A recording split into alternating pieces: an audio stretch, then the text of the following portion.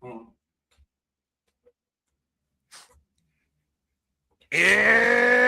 Saturday? You know what that means. The Super Studios is back once again live, bringing you a retro watch along today of AEW Collision. Maximum Carnage, when we look back on the conclusion of this special week in All Elite Wrestling. So welcome to this special live retro watch along, courtesy of the Super Studios, where we bring you into the afternoon for a fight, courtesy of AEW Collision. Welcome everybody into the discussion, the coverage. Hello, everybody, and welcome back here once again to the Simple Apple Studios. We are in Phoenix, Arizona, from the Arizona Financial Feeder. It's Noah Foster, it's Walter Cruz. We are Super Liable, and AEW Collision is on our feast today as we bring you a follow-up watch-along for the remaining bit of Maximum Carnage. Thank you all for tuning in, but are live on demand. Please like, subscribe, comment, and tell a friend. If you want to dictate the conversation, Super Chat, Parallel Patch is as simple as that. As we kick things off, Tranquilo with Andrade, El Idolo versus Angelico. Walter, how are you? ¿Cómo estás? I'm doing well. Why is he already in the ring? That's kind of screwed up. I mean, you figure out the vibe and enough said. But that So being this said, is about to be a squash, pretty much. well, I mean, it is what it is. When you're dealing with Andrade El Idolo, the new money man for the United Empire. Shout out to Charles Sutton. Good to see him also in the chat. And let's hear for Aubrey-Eras, the official for this contest.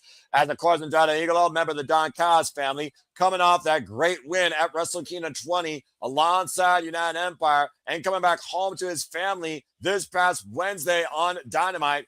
That's his overall Collision record, 8-4?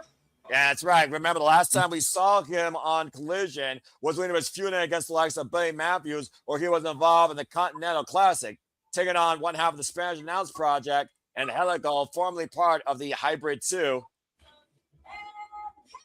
And, of course, Arcady giving our introductions here, and Serpentico in, of course, Angelico's corner. Referee for this contest, Aubrey-Eras, to kick things off here. La Sombra, Andrade El Idolo, once again back in AEW. I'm about to say, the odds definitely favor Andrade tonight after what we've seen recently during his stint in Japan, though, Walter, to say the least. Mm-hmm. I wonder if he's a fan of Spider-Man, because that mask is pretty much the Red Skulls. I meant Marvel, because that's the Red Skulls mask, just in black. Of course, goes back to his heritage, me masculine. Of course, bell reigns were officially underway. La Sombra, former, of course, IWGP Intercontinental Champion. Big name, of course, CMLL. Former, of course, Ingo Benable. Back elbow strike, rocks Angelico to the corner. Man, that was stiff. And, of course, Don Callis' family right now with all the momentum, courtesy of the newest member, Jake Doyle and Mark Davis, becoming new contenders towards FTR's AEW Tag Team Championship through the kind of night. Meanwhile, oh God, double knees in the corner, crushing Angelico. Uno, dos, uh-oh.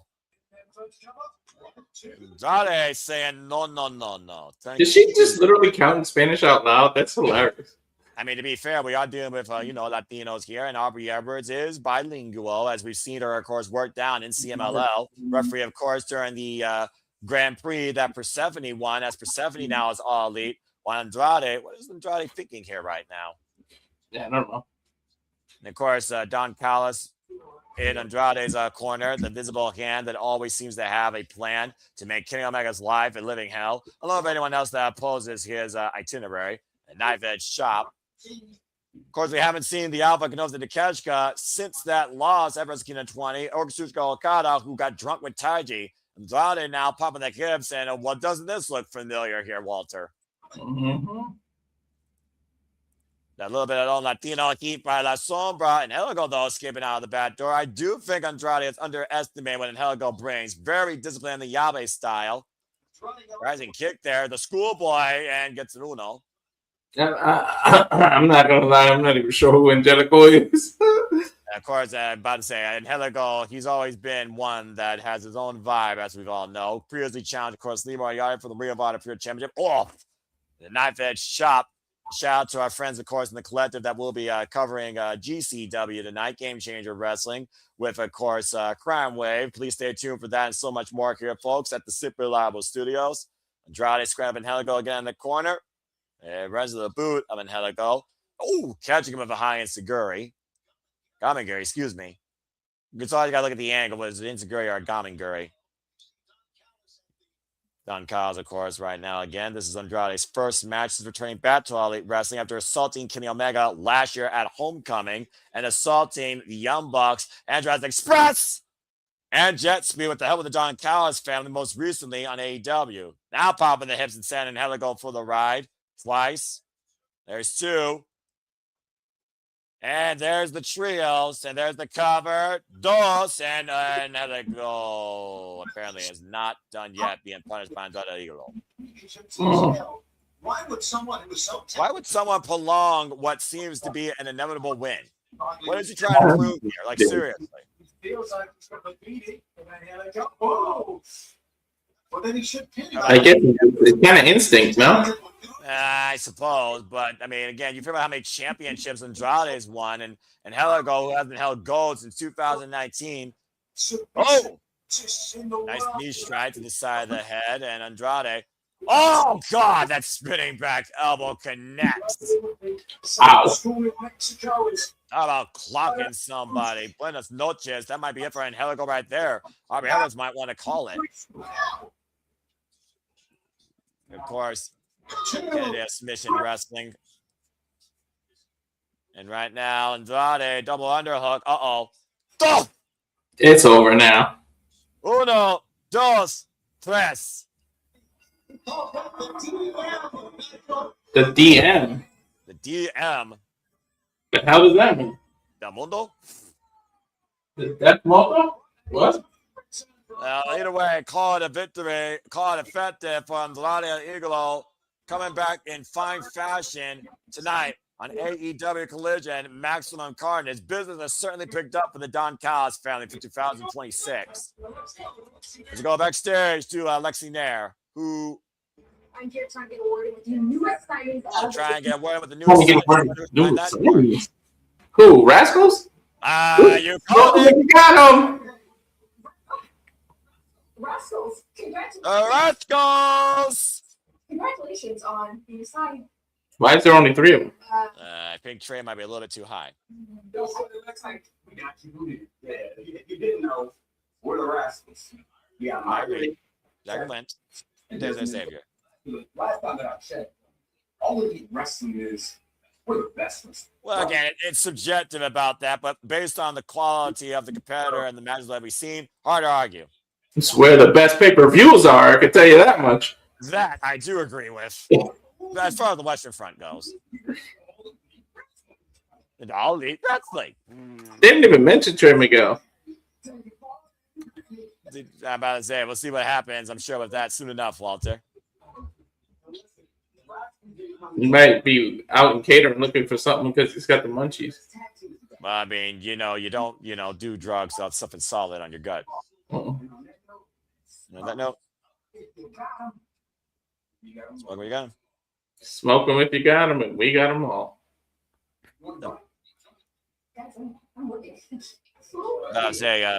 I'm working, so are we. I don't think I consider that working, let alone working effectively. Well, never mind that, as again, the Rascals are looking to smoke the competition here in AEW. As we look towards this bitter grudge that has been developed here lately with the Grizzled young veterans and Eddie Kingston.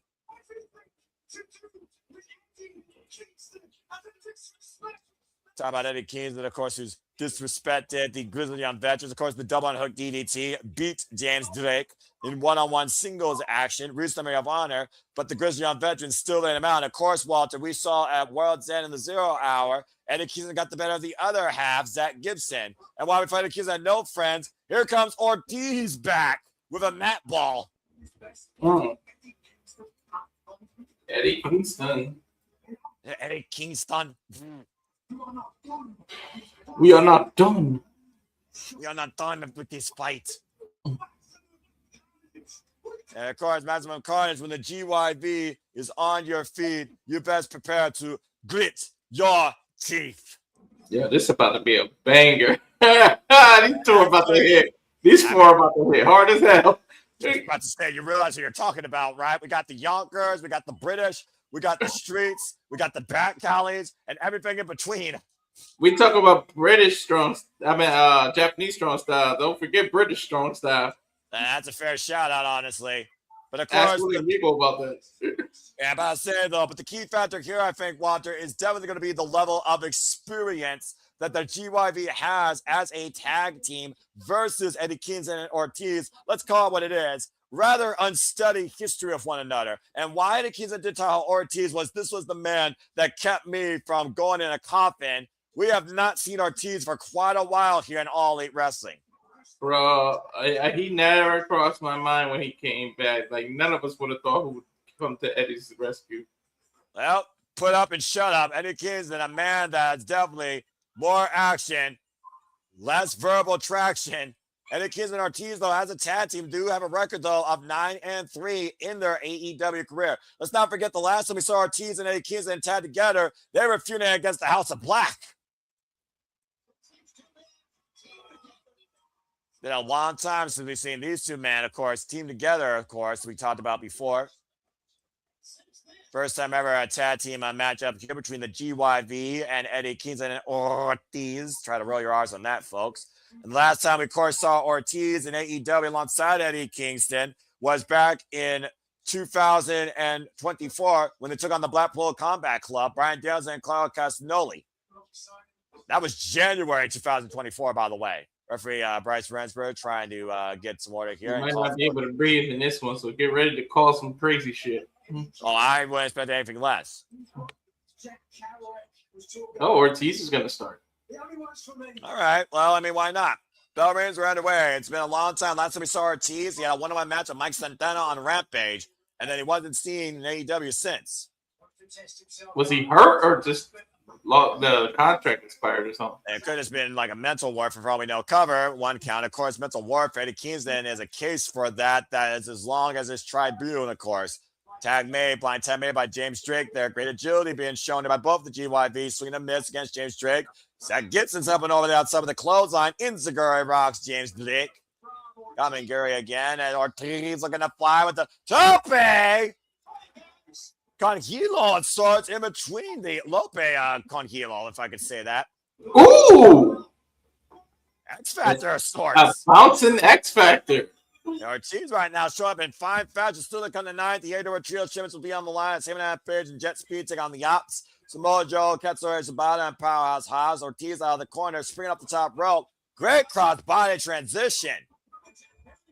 Also, Jungle Jack Perry and Ebony Bones will compete where a winner will get a shot at Ricochet's AEW National Championship. Of course, Jack Perry, the previous challenger for that title, and with the help of the Demand, Ricochet was able to escape with the championship. Eddie Kingston now in. Kingston and Ortiz working very well together. Isolating James Blake. Of course, we know that the Grizzled Young Veterans, like we said, Walter, former NW Strong Tag Team Champions, NXT UK Inaugural Tag Team Champions, Progress Tag Team Champions, etc. 16 months, of course, that Eddie Kingston spent away from the ring due to double knee surgery after freaking Gabe Kidd blew his knees out at Resurgence. What is this double team move? Right now, we got the camel clutch in play on James Drake, and Ortiz is picking up speed right now, running. This is the slowest run. What is he doing? Getting his reps in, probably building his cardio. Off! To the shotgun drop kick right to the jaw of James Drake. I don't think he grit his teeth on that one. Eddie said, we don't got time for that. The cover. Eddie Kingston knows that we're live, pal. That's the opposite of Braun Breaker with the 23 miles an hour. This dude was doing 5. When did you get a freaking speed gun? Right now, Zach Gibson raking the odds of Eddie Kingston in the corner. I mean, it's still faster than your typical Segway. Oh, and take a look now at the GYV doing what they're so proficient at.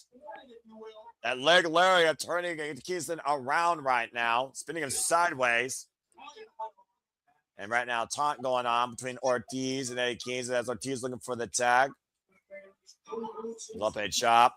And again, boot right between the shoulder blades. Still the kind of nine foes. Marina Shafir versus Zayda Steel. Mega Bambadel before return to in-ring tag team action. We also have 6-man tag team match with the Don Callis family versus Skyflight. Jumping forearm there by James Drake. We'll also hear from FTR regarding the new contenders, Jake Doyle and Mark Davis for the AEW Tag Team Championships. That shotgun dropkick sending Kingston up and over into the opposite corner. And again, GYV says that they will make Eddie Kingston regret disrespecting them ever since they disrespected the boy Nathan Cruz in the UK. Standing in the corner, tag made to Ortiz. Ortiz back inside. Now it's Zach Gibson with the back elbow. Of course, Mike Santana victorious in defending the TNA World Championship last night at Genesis. Flatliner sorts or a flapjack, clenching the throat, swing and a miss, knife edge chop by Ortiz. Tag is made though by James Drake. Ortiz and up the ropes to drop down. James Drake though, pick him out at the ankle, side kick and step up, poetry in motion. Wiping out Eddie Kingston here. Perpetual offense here by the GYV, Walter. Old school poetry in motion. The Hardys don't even do the kick anymore because of their age. Yeah, Seth Gibson saying, Ortiz, you wanted this. James Drake! Diving with the Lopez Suicida on the outside, wiping him out. This tag team match continues, folks, and Wrestle Quiet picture on this Collision Maximum Carnage coverage. Stay tuned, but still, as always, fuck television. At least with Sling, you actually see what's going on. It's not. If we weren't doing this together, I would fast forward the commercials. But then you me both. But legitimately, at least we're actually seeing the action here. And tag made. To your point, Walter, the last time that Ortiz was involved in AEW outside that tag match was, again, literally the Stadium Stampede, if you remember that freaking kerfuffle, with the Best Friends versus the Blackpool Combat Club and other company. Of course, he has also been involved in Canadian and independent promotions. He's been involved in Wrestling Open. He was also recently involved, of course, in Limitless Rumble 2026. Last time we saw Ortiz involved, of course, in a singles match was against Charles Mason for the PWJ title back in July last year. Damn, that's been a while.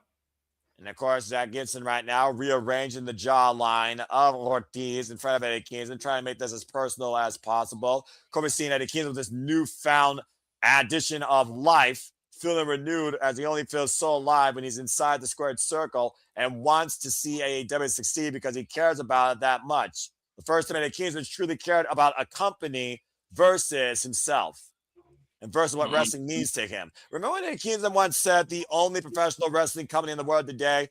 I still believe that Eddie Kingston fully believes that more than ever right now, Walter, about AEW. Yeah, true. AEW's on fire too, man. All these signings, I can't wait for this year. I really can't.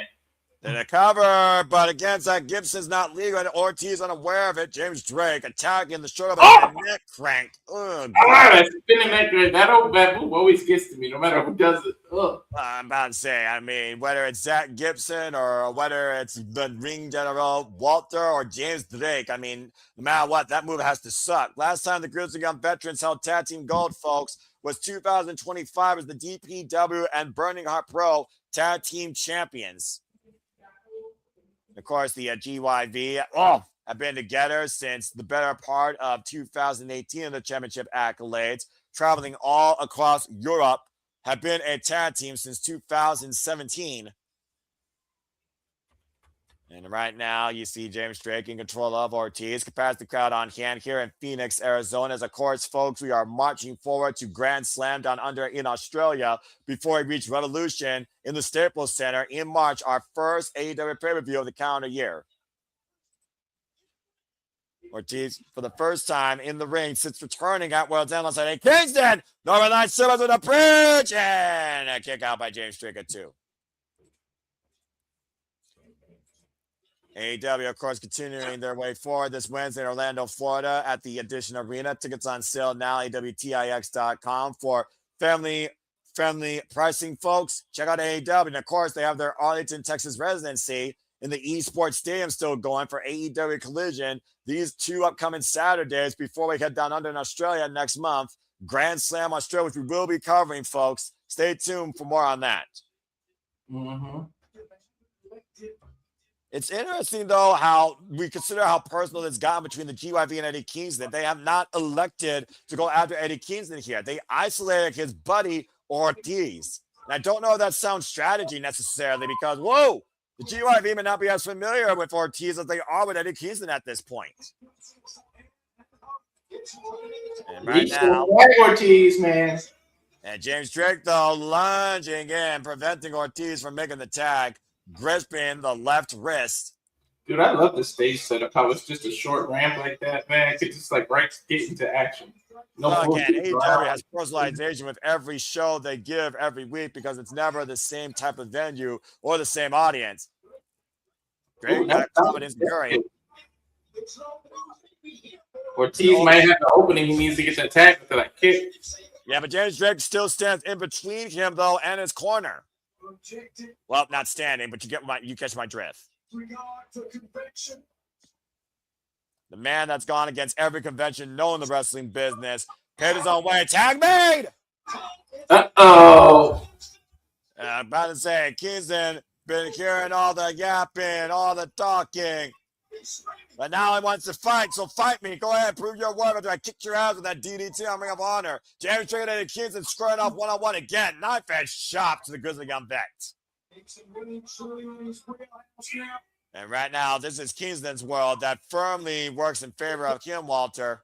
Hell yeah, that short arm clothesline. He keeps it rough. There it is. Those Kobo shots, shares of Toji Kojima, of course, Eddie Kingston disciplined the King's Road style, where Japanese pro wrestling saved his life. STO shares the Katsura Shibata.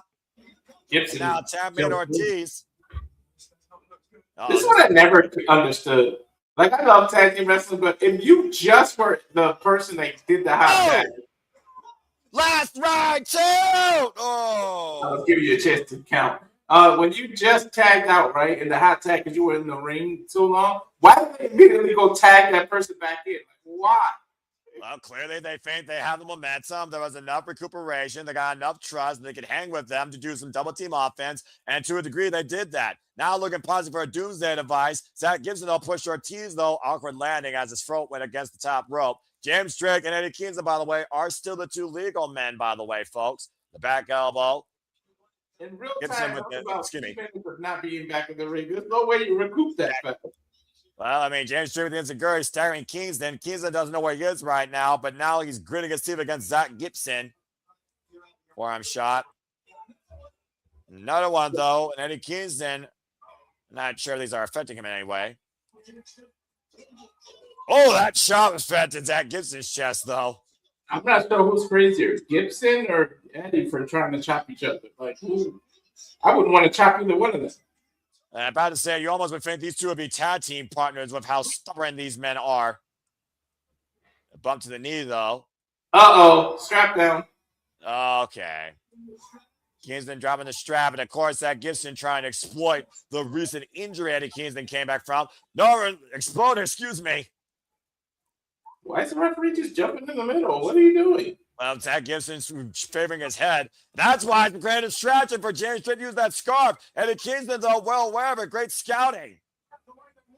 Well, you got the MJF one. When are you going to get the Grizzled Young Vet one? And right now, Kingston with that scarf against that Gibson person in the corner. Code breaker! Avalanche code breaker. Cover two, and Kingston gets the shoulder up. And I like what he did. He saw as he covered him, he cranked his neck to make it more difficult, but Eddie somehow still got the shoulder up. Well, again, he also came off the second rope. You were talking about, again, the impact of high-risk moves. Meanwhile, the Grizzled Young veterans, take over in the flatliner, the Koji clutch. Oh, my God. I would have clapped as soon as that got slapped on, dude. You talked about before the grip that Zach Gibson had on that cover on Eddie Kingston's neck. Now stomping away. Show the referee out of the way as Ortiz was looking to go in for the save. Front face guillotine applied by Zach Gibson to Ortiz. I think Eddie's losing consciousness, man. I'm about to say, Bryce might call it. Ortiz and Zach Gibson stepping over the outside. Ortiz comes on the outside. Kingston slowly fading away, but is not out of this fight yet. I don't think he's out. I think he's out. There's one. There's two. Crowd chanting Kingston's name. Kingston not letting the arm hit the mat for the third time, though. He's sticking his middle finger up. A defiance of the Mad King, King of the Bums, our inaugural AEW Continental Champion. How the hell did he survive that? I'm about to say, sheer will, I think. Shares of what they do in Japan when they slow their heart rate. James Drake coming up here, though, as Eddie Kingston is stomping a monocle into him and walking it dry. About to say, you ridicule Eddie Kingston so much, and you try and literally physically assault him while proverbially insulting him when it comes to the merit of a competitor that he is. Kana roll by James Drake to cover. 2. Oh, Ortiz! And the DDT! And the mat ball hit him! The cover! Outside his vision! Eddie Kingston Ortiz the win! A great win here for the returning friend of Eddie Kingston.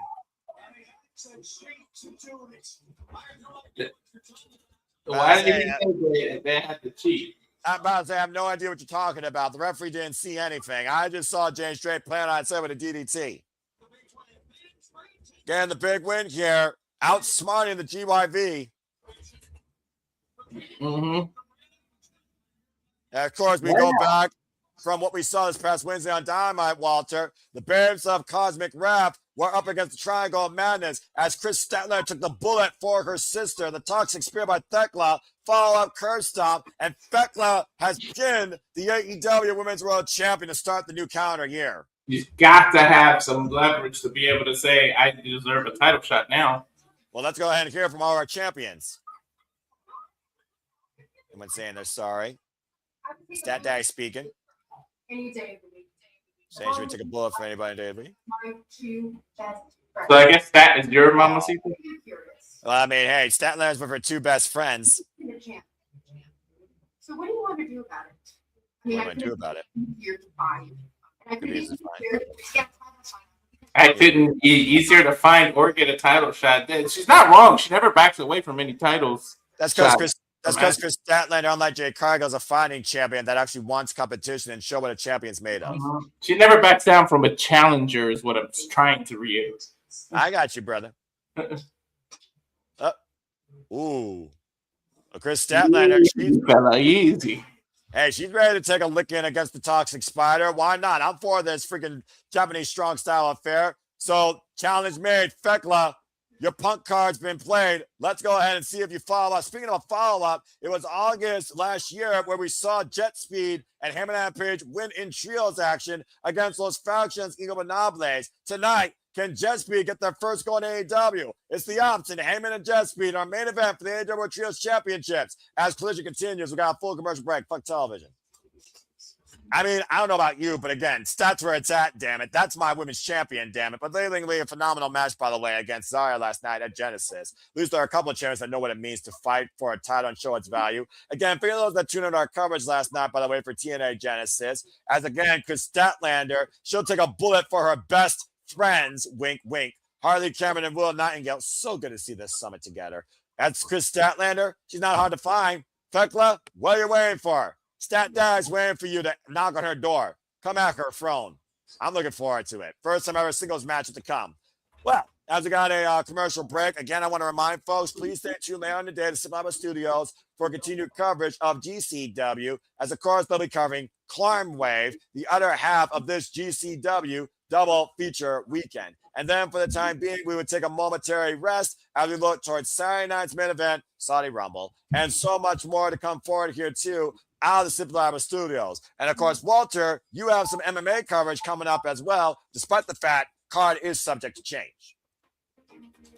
Yeah. Oh yeah. Saturday. I can't wait. Getty Pimblett. I gotta look it up for who's replacing Harrison and Nunez. I know they took one of the other fights that are going to be earlier and made that the co-main event now. Mm-hmm. I just feel bad. I mean, an unretired like, for those that don't understand, when you do MMA and you do a weight cut, you literally dehydrating yourself. You go through all this process, and when an opponent can't fight you because of an injury or something, you did all that work pretty much for nothing, unless they find a backup, because usually they have a backup who they tell stay on weight in case this fight pans out. But I don't think they had one for the women's fight. So we'll see what it is. But I feel bad because I really was looking forward to the return of Amanda Nunez, man. But you know what? When Harrison's neck recovers, we'll get that fight. So I'm patient enough. When you want something bad enough, you have to wait for it. It's like Chris. Yeah, they're a good man, by the way. Mad respect, for I always believe that patience is a virtue. I also believe in supporting my friends and supporting the professional wrestling business for the wrestlers and not for the companies either, too. So again, if you haven't already, don't be a dickhead. Subscribe to Dave DeBarry for wrestling. She will soon provide her own simple baddie summary for New Year's Dash, and we will come back together at some point to bring you some sort of preview or coverage or outlook after NJPW's New Beginning. Of course, we're also covering the New Beginning show in America, New Jersey, next month. Stay tuned for more on that, as well as follow our other female fatale here at the Simple Hour Studios, our own Data, our Mind Morphin Pink Power Ranger when it's wrestling time at Rangers of Wrestling. Subscribe to her today if you're a fan of professional wrestling and Power Rangers. And stay tuned for me and her on the next Simple Session, courtesy of the Simple Man's brand. As we go back inside the arena here for AEW Collision, Maximum Carnage. Let's go to Tony Schiavone right now with a mic. Oh, boo. The man, of course, that was put into the Gordy Soley WWE Professional Wrestling Commentary Hall of Fame. Most recently, been involved in the business for 50 years. Now bringing out our current AEW Tag Team Champions, FTR and Small Stoke, who's apparently handicapped. He's shorter than before, folks. And of course, they chose every advantage they could in 2025 to win these titles and hold on to them, including against the Bang Bang Gang in the Chicago Street Fight. But as we know, Walter, they have a first-time duo away for their goal for the first time ever. Of course, the top contenders won a fatal four-way match this past Wednesday on Dynamite against the Young Bucks, Jet Speed, and the Gates of Agony.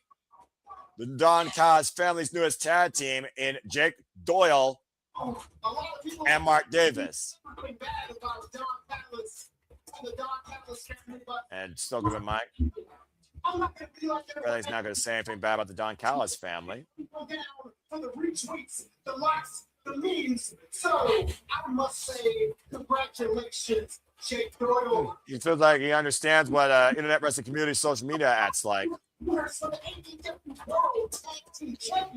course, going after the AEW Tag Team Championships. Yes. He's jealous. From Stokely, because you have it all. You have the hit factor. You have the strength. The factor. You are 2 guys. I was saying, Walter, I feel like I was looking at Twin 1, Twin 2 of something powerful Wednesday. That was beyond insane for a first time ever duo. In a lot of trouble, but I know trouble. Where professional wrestlers look like professional wrestlers. Long the day professional wrestlers look like professional wrestlers. Everything except the ability to be the greatest tag team alive. Oh, there we go. There's the bowstring of FTR. And now Cash has a microphone. You have to take Nick Stokes' word for that, because you can ask Sports. When does Cash Wheeler wear sunglasses indoors? Can someone tell me that? FTR.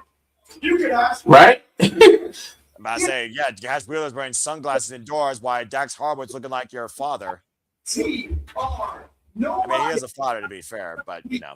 Nobody at the body of work that we have. There's nobody can do what FTR. I mean, honestly, Walter, can you name a better tag team in this day and age that's not FTR? Not really. Not this current. I mean, we're gonna see when YDMP or Busters and Brain, whatever they're gonna call themselves, when they get to that real television, and AEW fans get to see them, because not everybody watches the independents and watches as much wrestling as us, so they don't know about them. But when they see those two on TV, they are probably the only ones that can compete. Right. I guess first of all, I'm not on stage. I want to say. So I guess now Dax is gonna say something. Okay, over there. Thank God the past, and we're not messing with you today. Second of all, Tony, I want you to Dax ask. bringing up the past, asking that Nigel's okay. These people. What? After the World Tag Team Champs, what do you hate most about these people? And why does Dax hate most about these people?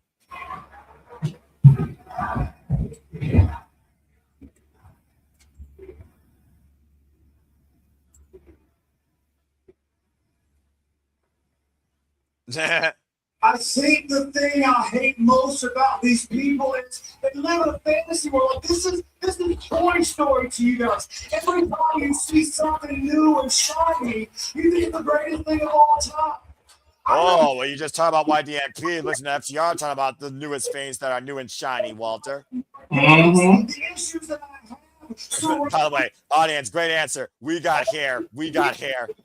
Yeah, me and Walter do have hair. Dax doesn't. You build their ego and make them think there's something.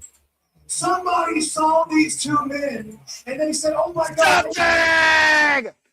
let's make a tag team." I have to do it at least once, man. I missed the name already. I'm not gonna lie. I missed the name already. Open the ring with the Do absolute. you? What was going to take some getting used to? Well, I can't say Doyle with the same mood. It's like it just doesn't work for me. It just doesn't work for me. With our hands, The vision, of course, that we built. and you get a shot because of one match, not gonna happen. Not gonna happen. Do you think? Apparently, he thinks that Carolina was slow? basically they don't have a chance to get this. Like you were the norm. People like you were the norm. We walked around. You're really the norm. We fought people like you every day. I mean, let's see. They fought the Offers of Pain. You're They fought what's another team similar to Jake Doyle and Mark Davis? Big, meaty, heavy men that are great tag team wrestlers. Guns are big, but they're not as meaty, but they're big. They're big. They're big boys. Well, I mean, they are Billy Gunn's sons. They are the son of an ass man. You got a fair point, Walter. And I think FTR is really eating up this promo time. Just like all these people. Just like all these people. Your lives begging to be us. You live like begging to be us? The crowd. No, I don't. I like my hair. And you will find out there is only one. Top guys out. Well, clearly FTR are not sweating the newest tag teams on the scene, including the newest challengers to the World Tag Team Championships, Jake Doyle and Mark Davis. Can you imagine if the Doncaster family seizes the tag team titles on their first opportunity? Speaking of tag teams, let's go backstage with the Crew and their newest member, Lacey Lane. Of course, talking about Leo Rush and Action Andretti, who's been tearing it up as of late in Ring of Honor since Action Andretti returned to action. Well, then who best than the sight to see Action Andretti and the man of the hour, Leo Rush. Man of the hour, Leo Rush. Of course, recently coming off a singles loss against Christian. Might see more of the Crew here in the upcoming future here. Talk about the tag team scene. And speaking of newest signees, why don't we talk about the real deal? Newest member of Skyflight, Zayda Steele, who looks to show how much of a deal she is against the primary Shafir. Time for some women's action here on Collision. Now, Walter, you're very familiar, of course, with Zayda Steele, of course, previous member of the Evolve roster in WWE. Let's go ahead and learn a bit more about the real deal, Zayda Steele. Of course, taking on Layla Gray during the 0 hour at Final Battle. I like that this is actually informing us who she is. It just got real. And of course, Zayda Steele brought in the Skyflight by Christopher Daniels. 22 years of age, folks. Been involved in wrestling for 3 years. Trained out of MCW Pro Wrestling Training Center by Diego Cruz and Brian Johnson. But Arizona, you got a problem. The problem.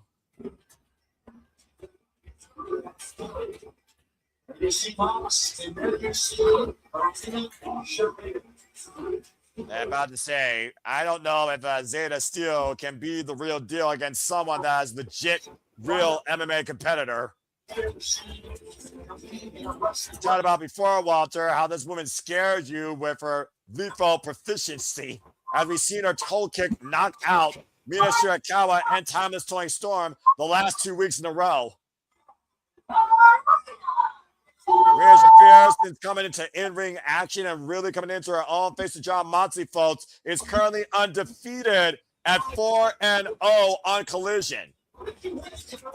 First, John Moxley echoing how no one wanted to be in the ring with Marina Shafir. And, of course, the mega problems came into play that brought Shafir back from the sidelines and into the squared circle. A great stream of success as of late with only one disqualification loss due to the Death Riders getting involved in her match against Timeless Tony Storm. Of course, this past Wednesday on Dynamite. Always in peak physical condition, not only training herself, but also disciplining herself, freelancing as she can, while also training the Death Riders. The bell rings are underway, and there, of course, is that look at the finds. You can learn more about the story about Marina Shafir, the Menace from Mendoza, folks, with the close-up of Renee Paquette right here on YouTube. Highly recommend watching. And right now, John Moxley joining commentary here. The side step by Shafir. Went for that high kick and stayed still. Great tuck underneath for the drop kick. Swing and a miss right now. Up and around. Zayda still takes Shafir up and over. So far, not being imposed by the problem. Might be looking for the solution. Outside with the tope, but I think Shafir caught her. Now Zayda still showing no fear here. I commend the woman. Oh, and man, Shafir slapping the ring post, an open palm strike to the side of the head by Zayda Steel. Bringing it back inside. Real deal right now, bringing some real combat forward against Shafir. Now out of the corner on the top rope. Able to get out of the way, though. Oh, God, there's that kick. That might be it right there. Absolutely dismantling. Jeez. With a vagabond. Mash spirits with a bare foot. That Moxley, we're on the air. You're supposed to be. Never mind. Continue. Stay with us. And this match continues. Stay with us, folks. Wrestling Quiet, picture in picture. Fuck television. Zayda Steel, you're getting the real deal from Shafir during this commercial break. By the way, folks, Marina Shafir is still a Defy Women's Champion. She's been a Defy Women's Champion now for 618 days and has currently had 10 successful defenses. Matches average about 15 minutes against the likes of newest signing Hyen, Su Young, Kylie Ray, Vipress, Soko Nakajima, Delta Rouge, Kaiji, and even Nina Samuels. After taking that title, of course, from Vert Vixen. As Daniels, of course, retired, though, inside the corner of Zayda Steel. Also chief coach now for AEW, but also a coach for Skyflight. And Zayda Steel trying to fight back here, though. Shafir, of course, who literally yells our opponents to do better. Oh, God, that palm strike dropped Steel hard. There is nothing you can say that is fake about Marina Shafir when it comes to what she does in that ring, though, Walter.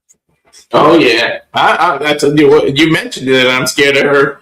I really want like a badass array of MMA women together with Shafir as the leader. Like Tony's signing all these people, man. Sign people with the experience like that. You have Shayna Baszler as an enforcer. You have Sharina as the leader. You have Ronda Rousey.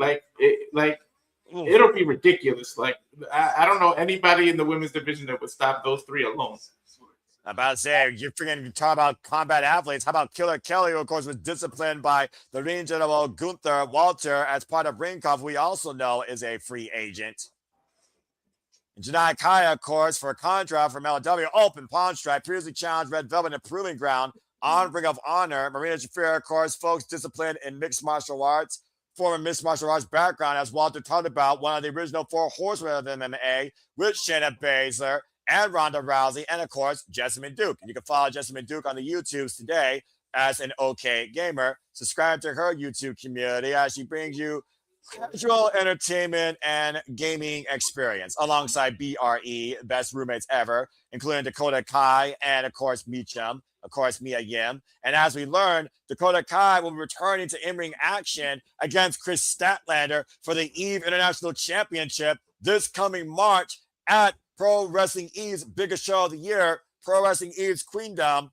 Other names that have already been announced for the show, including not limited to Mia Yamashita, Amira, Harley Cameron, as well as, of course, other regular names you know from that show, including Jamie Hayter, former, of course, She-1 winner, current She-1 winner, by the way, Session Martinez as well will be involved. We are back here on Whoa, what the Collision. heck happened? Is it me or that last commercial got cut off? I'm happy, but that was weird. Yeah, I'm for it. Codebreaker there by Zayda Steel getting the better of Shafir as this match does continue, folks, to Walter's point. We are back here on Maximum Carnage and Zayda Steel with the rising knee strike in the corner. About to say, don't get boastful until you solve the problem. Uh-oh. Zayda Steel's taking it to her, though. She's not afraid. Yeah, well, she just got planted for her bowstring there with a choke slam. The thing about Shafir, though, she never looks like she is worried. Uh-oh. A full Nelson apply now. One day that's going to come back and bite her in the butt, though. Like, it seems like she's overconfident no matter who her opponent is, but you know what I mean? Well, I don't know if it's overconfidence or just poise. Body shot there. Taking Zayda down to her knees. And right now, Maria Shafir again, judging Zayda Steel, open palm strike here. You can imagine what she's saying.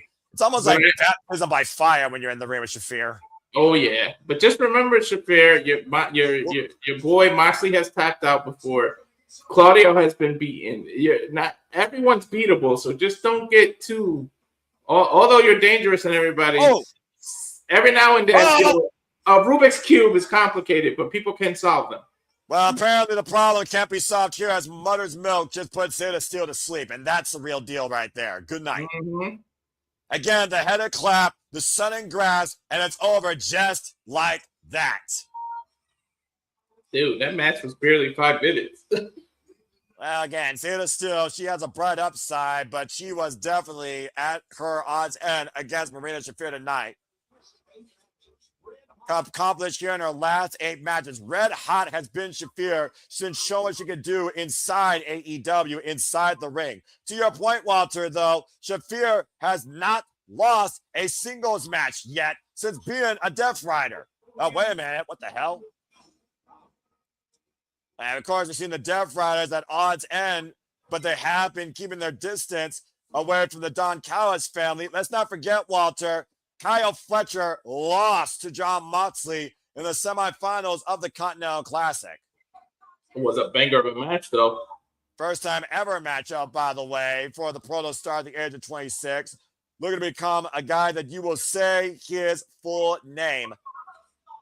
Being led by El Clon and the walking weapon Josh Alexander, who, of course, will be facing Kenny Omega for the first time ever this coming Wednesday on Dynamite. Just when I thought this family was going to break up, it freaking grows.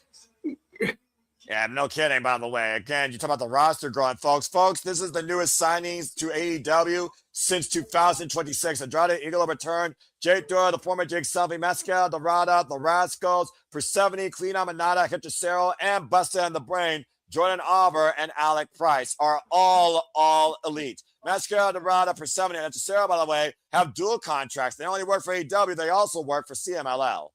Why is Moxley still out on commentary? Shafir's over with. About to say, I don't know. We've also seen John Moxley, though.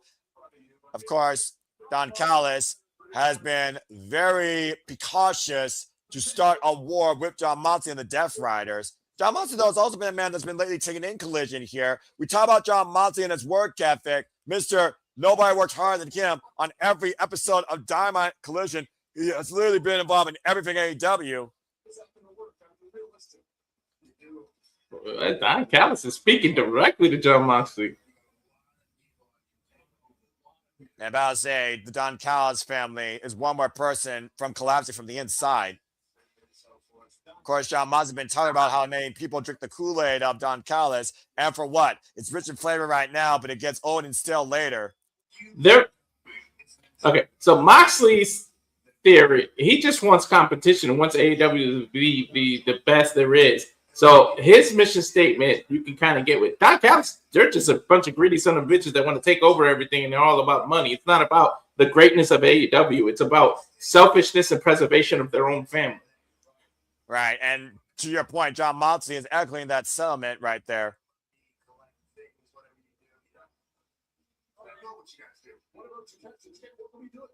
Isaiah, wait a minute. We're about to catch that. About to say, bringing up the only person, of course, one of the only people that beat John Moxley in the Continental Classic. He's saying, what about the Kessu? about to say, if Takeshita wants to find me. Moxley's not hard to find, to be honest. I mean, you're also right, but it sounds like Don Callis is running away like the little bitch that he is. All right, well, there goes John Moxley. I mean, well, that was random. John Moxley. Oh! Wait a minute, what the hell? Lance Archer, Rick Romero.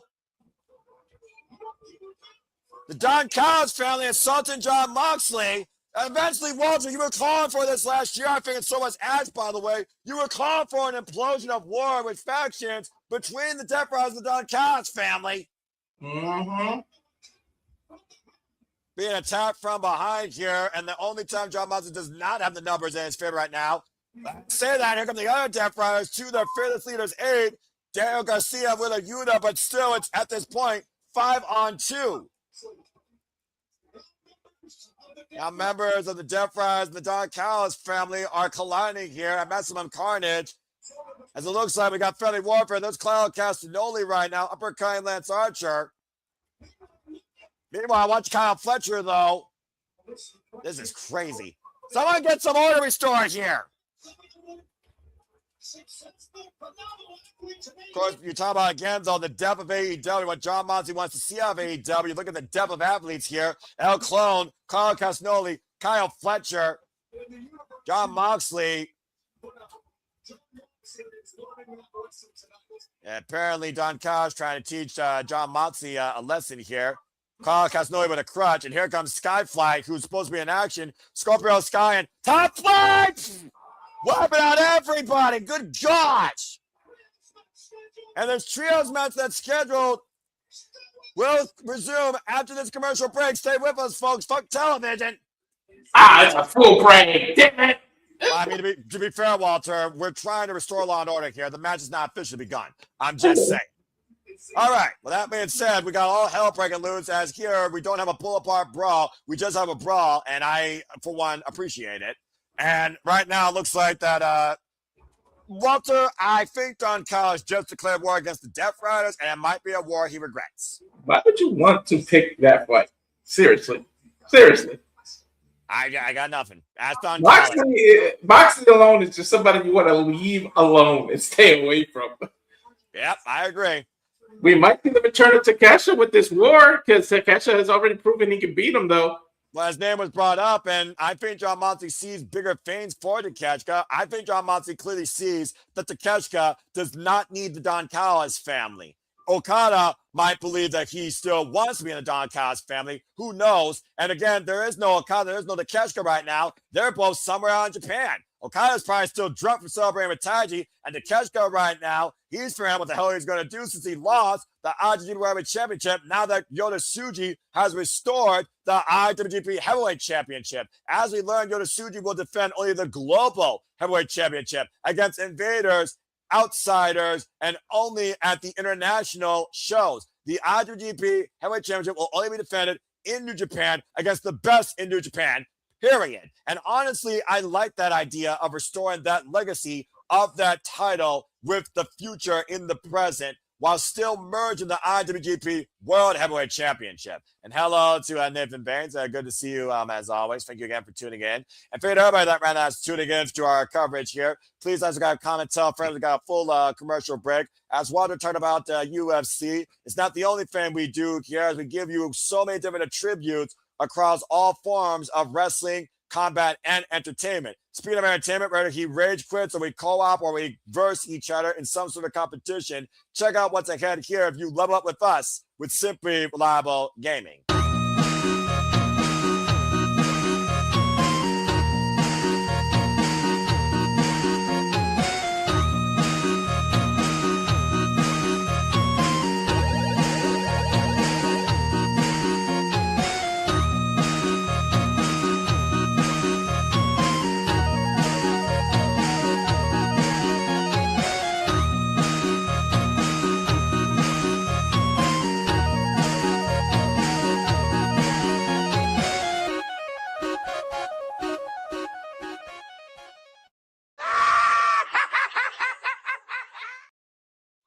And indeed, folks, soon enough, you will see competitive, single-player, multiplayer action here for simply reliable gaming across all platforms, Xbox, Nintendo, PlayStation. We are back here on Maximum Carnage Collision. Order has been restored, as it looks like somewhat been restored, excuse me, as You'll the see match my blood pressure rise and me pulling my hair out all in live real time while I'm playing Ninja Gaiden.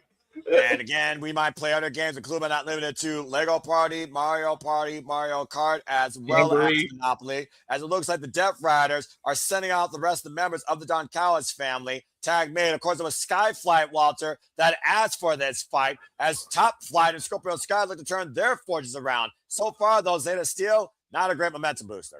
What a way to make a name for yourself, to go after Don Callis like family.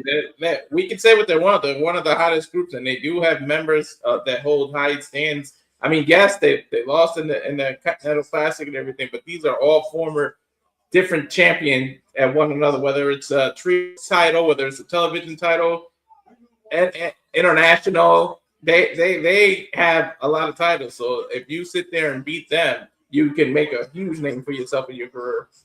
Well, that being said, though, Walter, there's so many family members, and we've also seen internal bickering in the family. What's the point that this family has a feud in itself that costs each other, and Don Callis will have to maybe restore law and order or eject somebody? We've seen Kyle Fletcher question Don Callis as of late when it came to the fact that the screwdriver we learned that Kyle Fletcher planted, Kazuchika Okada was the one that used it, and arguably that's what cost Kyle Fletcher his spot to go into the finals. But it looked like Don Callis was trying to basically pigeonhole Kyle Fletcher to only be looking at the TNT championship. Clearly, Don Callis has selective agendas for the members of his family, and I don't think all the family members agree with them. I don't think so, but if you're a father to many children, some children are going to feel like they're loved more than the others, simply because it's physically impossible to show love to everyone. So here it's physically impossible to show the same agenda towards everybody. He has so many family members to manage, so not giving Don Callis a way out, but that might be what his excuse is. Speaking of Don Callis' family, the Walking Women Josh Alexander will face Kenny Omega for the first time ever in what was a WrestleMania level. Wow! Rematch for him. Nice rebound in the Spanish Fly and Lopez Suicida by Darius Martin of Top Flight. You don't see too many standing Spanish Flies. That's usually a top rope maneuver. Springboard, flatline, DDT, and 2 count. Springboard, flat DDT, excuse me. Josh Alexander, of course, the former longest reigning TNA World Champion and Maple Leaf Pro Wrestling Champion. Then the brothers Top Flight working together against the Walking Weapon. Send him up and over, down on his crown ahead with that headpiece, covering, of course, that surgery pad here. Here's Dante with the cover hook to the far leg. It's a 2 count on Josh Alexander. To your point, Josh Alexander, very accomplished tag team specialist. One half of the North of all Eagle and Page, still the longest reigning TNA tag team champions in the company's history in a single run. And now hoisting up Josh Alexander. He was having trouble getting Alexander up there. Oh! And again, Scorpio Sky ducking Kyle Fletcher. And meanwhile, the nose dive. Josh Alexander get out of the way. Brothers meeting the minds, though. Darius still legal. German suplex by Josh Alexander. Tag me to Clon, who recently started his in-ring career in AEW, as far as we know, after corrupting the code and injuring Hologram with the help of the Proto Star. Can't wait till Hologram returns. I can't wait till Hologram returns, because you know that one-on-one is going to be a banger. And Kyle Fletcher, Mitsunoku driver, Darius Martin, Clon to the high-risk district. Double stomp to the chest. Conrad, what are you doing? The Don Callis family doing what they always do, bolstering. I think that could come back to haunt them, Noah. I completely agree. And you talk about, again, a one person's mindset versus a, let's call it what it is, family shared mindset. That's the difference in ideologies when it comes to the relationships and the build of the Death Riders and the Don Callis family. The Death Riders are equal. Don Callis controls all. There's a cover and a 2 count. And Don Callis right now, I think, has the most enemies in AEW, why he may have the most members in his family. I think it's fair that John Moxley made an enemy of me a long time ago when he put 24 stitches in my head. And of course, Don Callis never forgot when John Moxley, part of the Blackpool Combat Club, still has that scarred wound on his bald head, Walter. That's why I got quiet. I was listening to what Callis said. He said he put 24 stitches in me. He been an enemy out of me first. I mean, I guess that's fair, but I guess some men can never move on, and Don Callis, man, will never move on from that. Apparently, I hate to agree with Callis, but he does have a point. Uh, you're right to a degree in that stance. And this match continues. Picture. And Don Callis looking to start strong 2026. We'll continue to stay tuned. Let's start calling picture. Fuck television. And there's just so many different dynamics, though, when it comes to the members of the Don Callis family and the way that they have collided in some capacity with members of the Death Riders. Now we're going full throttle into this faction warfare where one person ideology versus a group's outlook of professional wrestling might be the tale of 2026 for AEW. That was suplex here by Kyle Fletcher, Josh Alexander. Proficient tag team work, but these tag team specialists gets a 2 count. Kyle Fletcher. Well, machines, both sides. Well, you got a team of brothers, and then you got a team of tag team specialists, to your point, and El Clon, where, again, there's not much known about El Clon besides the fact we know he's a very proficient luchador that really much mirrors Hologram in a darker, more aggressive nature. It's like Red vs. Blue in a Tron or a Mashamania type thing. And for those that know YouTube, you are my type of people. And knife edge chop by Josh Alexander. And tag made there to El Clon with victories over the likes, of course, of Commander and Masca Dorado. Open punch strike there. And tag made now to Josh Alexander with a smile on his face. Still coming out AEW World Trios Championships on the line. The Megan Baines, the Mega Sis, and Penelope Ford return to tag team match. Penelope Ford's first match since coming back from injury. And Jungle Japre will take on Anthony Bowens for a #1 contendership towards Ricochet's AEW National Championship. Christopher Daniels, of course, now retired. Of course, one half of the coaches, if not the coach of Skyflight. I almost wondered, did Skyflight, was that a shared idea by SCU, or was that a vision by Scorpio Sky that Christopher Daniels encouraged, by the way? Overnight Supers with a low bridge by Josh Alexander gets a 2 count on Darius Martin. What was that? I said, that's a good question. It might have been Scorpio Sky. Well, Scorpio Sky, former TNT champion, arguably the second best designer of the TNT title. Shout out to, of course, Black Mamba, immortal forever, Kobe Bryant, Kobe. And, of course, Top Flight, they have yet to hold gold in AEW as a tag or a trio. And we've seen them pursue both. And right now, Josh Alexander isolating the arm of Darius Martin. Oh, man. Nice shot to the temple there. Disorienting the walking weapon close to his corner. Big boot, though, to the side of Darius Martin's head, though. Snuffs that furry out. Now, I got to say, though, again, Kyle Fletcher right now, I do wonder, is he still thinking about what happened during the Continental Classic? Is he still thinking about the TNT Championship, or is he thinking bigger than that this calendar year? You said yourself, Walter, you freaking premonition Kyle Fletcher will be AEW World Champion by the end of 2026. I'm thinking that. That's why Don Callis wants him to go after the TNT, because he doesn't want any one individual to become bigger than the entire family. And I think Kyle Fletcher might realize that Callis is actually holding him back and the defective family. Him and Takesha are going to soon not be part of that family. That's just what I predicted. At the end of the day, Don Callis wants full control. And right now, the only one you may think he has full control over is Kazuchika Okada, who arguably is the most effective, proficient, successful member of the Don Callis family, despite the fact he lost the Continental Classic, this Continental Championship. Remember, he's still AEW International Champion. Front face like applied by Kyle Fletcher. We return back into Maximum Carnage Collision.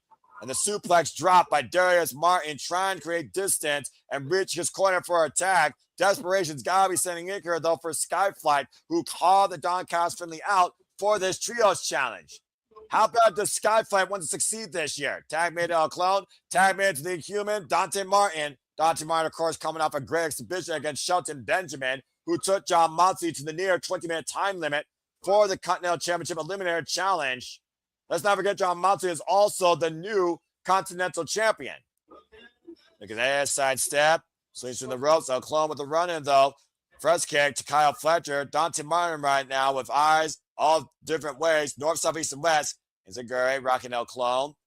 And now Dante spring off the top rope. High cross body. 1, 2, count only. Man. Yeah, I'm not gonna lie. I thought he had him. About to say. Youth and experience right now. And right now, arm drag by El Clon to Dante. The swing and a miss. And Dante hooking up El Clon. What is this? Full Nelson. Oh, scorpion kick. And up and over. Into the corner. El Clon, though, up and over. Out of the corner. And oh, what the hell? Staggering balance into what looked like a Pele kick of sorts. Rocking Dante Martin was almost like El Clon paused himself for a second, but it was stuttering. That was weird. Incredible poise and balance, though, to do that. And Kyle Fletcher right now squaring up Dante Martin in the corner for that flying leg kick. Oh, gosh. Now hooking up Dante for the Pro Star Brainbuster. Scorpio Sky coming to his aid. Gets to the midsection. And Sky calling for the play. Up and over. Take down with the DDT. Tap made to Darius, though. Scorpio Sky is looking to turn this match around. Trios action underway here. Darius thrown off. And Sky right now bringing a pain train to Kyle Fletcher. Double knees in the corner up the forearm exchange. Now Darius and Dante with the double underhook. Oh! Double team flatliner cover by Darius and Josh Alexander. Okay, that was like 2.999 before that got broken up. And about to say, we got too many bodies in play, though, and that sheer awareness. Josh Alexander, Scorpio Sky squaring off on one side of the ring. Dante Martin trying to neutralize El Clon. Stiff right hand. And right now, Josh Alexander hoisting up Sky and God, power slammed on the apron. And Dante spearing up the top rope. El Clon getting out of the way. Both men into the stage. And El Clon whipping out a lariat. Running lariat, excuse me. El Clon up the second. Good Lord. I might have heard El Clon, though, right there. Using the second rope as like a wall right there. Flipping over and wiping out Dante. Now we're down to Kyle Fletcher and Darius Martin inside the ring. Irish whip reversal. Darius up and over in the corner. And Kyle right now, standing switch exchange being applied here. Oh! Head and shoulder, half and half. Josh Alexander now legal. Back in and might be looking for the, pick up. Nope, looking for the C4 spike. Knife fist chop, great skip by Darius. Eats the right hand though. And Josh picking the ankle. Ankle lock applied, center of the ring to Darius Martin. There's no one to tag right now. Needs to roll through or create a rope break for separation. Rolls Josh Alexander shoulder first in the second turnbuckle. Side step out of the corner. Unable, though, to get the footing properly. Josh exploiting that, though. Twigging the ankle across the top rope. Hoist up. Fireman's carry position. He's got him up in the Argentine backbreaker. Oh, God. Blue Thunder Bomb. Backbreaker over the knee. And hooking him up. C4 spike. 1, 2, it's academic. And that might very well be Kenny Omega's future come this Wednesday on Dynamite if Josh Alexander sticks that move, Walter. That was a hard-fought victory, though. Don Callis has really been through a match. They can't say like it was easy picking. Yeah, and you got to consider the conglomeration of trios that Don Callis assembles at times have had mixed results. But so far tonight, El Clon, Josh Alexander, and Kyle Fletcher successful tonight as a trio against Skyflight. Oh, wait a minute! We were talking about the Alpha earlier. Kano's gonna catch goes back. I thought he was in Japan. Well, apparently he found a quick way back first class. But is he with the family after everything that happened, though? About to say, though, again, does he still agree with Don Callis' agenda? Does Kyle Fletcher still respect the Alpha Kanoza Nikeshka? Pratashita. Oh, wait a minute. Why is he standing up to Kyle Fletcher? Oh, okay, he's giving him high. You did talk about these two men and how close they are. Again, Kanoza and Kyle Fletcher, the initial members of the Don Callis family. Okay. He grabbed hologram too.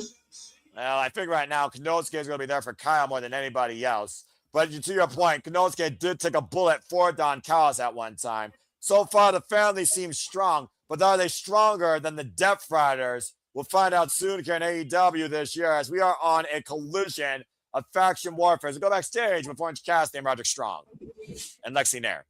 The conglomeration and Project Strong. It'll never say just the conglomeration. Man, what this man just joined.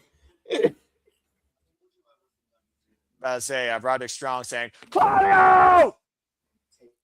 As he looks for the CMM Men's World Championship. Dude, he is not all in at all. Nope. It's a fun dynamic, though, to be honest, though. Yeah. No, not this here. This is good, right? And Rogerson's like, no. Wait. Mark Briscoe, the voice of reason. Oh, my God. When he has to be the voice of reason, you're in trouble, Noah. I don't know about that.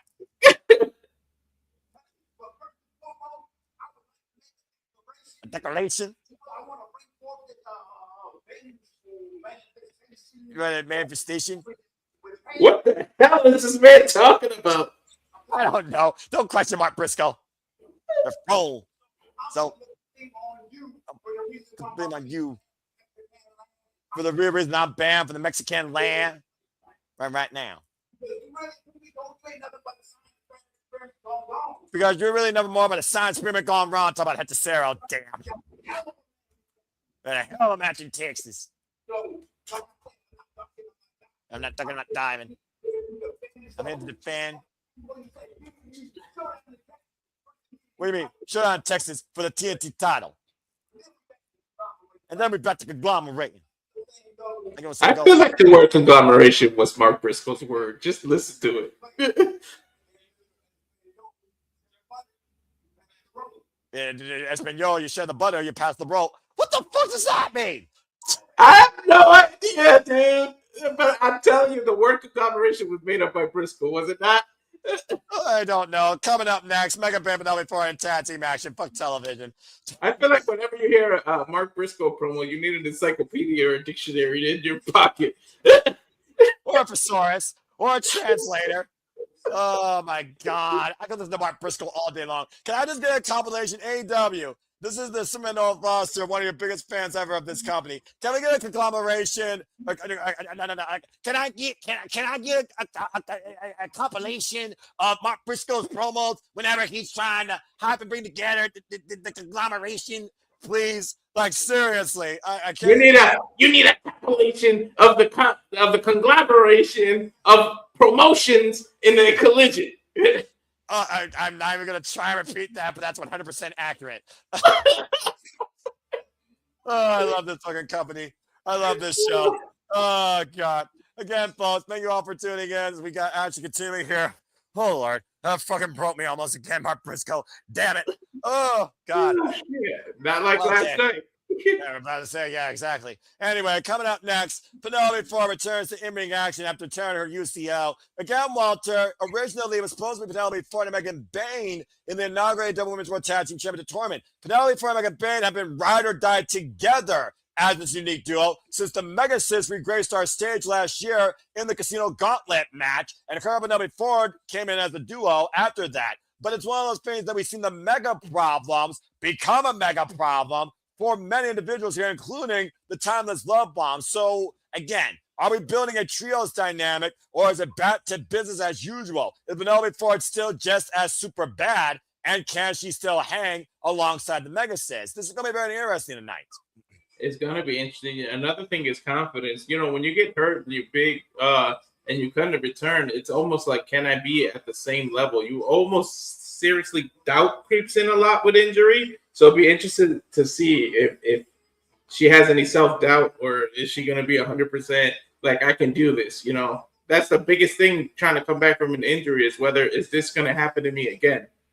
And about to say, and we'll find out here soon enough. This, of course, will be Penelope Ford's first match since literally, as I said before, October in that fatal four-way, where, of course, we figured out who was going to decide their opponent during the first round of the AEW Women's World Tag Team Championship Tournament. Penelope Ford returning back to in-ring action almost 3 months later. It's good to see her back, though. Mm-hmm. And, of course, Penelope Ford, accomplished tag team specialist alongside the Bunny. Yay, Allie. And, of course, we've seen her previously involved, super bad girl, in and out of AEW. Feuding with the likes of Harley Cameron and Anna Jay and Chris Statlander. In fact, Chris Statler won a $100,000 fatal four-way against Andrade, Julia Hart, and Penelope Ford. Speaking of winning, this past Wednesday on AEW Diamond Maximum Carnage, matchless Jacob Freeman went on his first defense of his Triple B against the most wanted Bandito. Right, what part of the world? This match will be the first main title defenses. Made first title defenses to my name. My name is Michael Jacob Freeman. I'm better you, and you know it. Of course, MJF made history, Walter, becoming the first man to defend the AEW World Championship on the Independents. Yep. And of course, MJF, he will be live this Wednesday on Dynamite, folks, in Orlando. What is next for our scumbag? The AEW Men's World Championship will be on Dynamite this coming Wednesday. No, I'm kind of glad we don't have to do Dynamite this week. And the only reason why is because they're coming right near me soon. And it's like I keep debating whether to go or not. And it's like the more I keep watching, the more I'm going to be like, fuck it and go. And then it'll be a financial burden later. Well, I know it's not a burden. This beautiful, dominant, silent, powerful, statuesque goddess from Athens, it feels like, the Megasis, Megan Bain and Penelope Ford are back together as a tag team. Penelope Ford makes her in-ring return alongside Megan Bain. Look at this. She's where Wonder Woman's from. She's from the Amazons over there. And of course, Megan Bain, who's been a breakout star in the AEW Women's Division this last calendar year, taking on former NXT superstar Danielle Camella, and of course, Viva Van outside of NJPW Academy. Viva Van, who's also been a regular here, of course, in AEW and Ring of Honor. Good to see Viva Van back here on Collision. Viva Van, Danielle Camella, of course, Viva Van from the Philippines here. For Viva Van, her third AEW match. Oh my God! No! They ain't wasted no time. Well, the Megasis shows her wings and soars, wiping out Danielle. Speaking of freaking going after the Hellbent Vixen, excuse me. Deadlift! Freaking bat drop suplex. Again, all hail the Megasis. And there's Marina Shafir looming on the outside, watching this incredible athlete. Again, another athlete wanted that has all action, little to no words. Megan Bain speaks for herself when she does bell to bell in that ring, stacking up the two like Cornwood in the corner with the big splash. And of course, up in the fireman's carry. Next week, Tony Khan's made it official. Mark Briscoe will defend the TNT Chairman against Clon. Oh my God, look at this, Noah. Sorry to cut you off. Nope, that's justified. Faraway slam, double size by Megan Bain. Also, Roderick Strong will challenge Clark Snowy for the CMLL World Heavyweight Championship.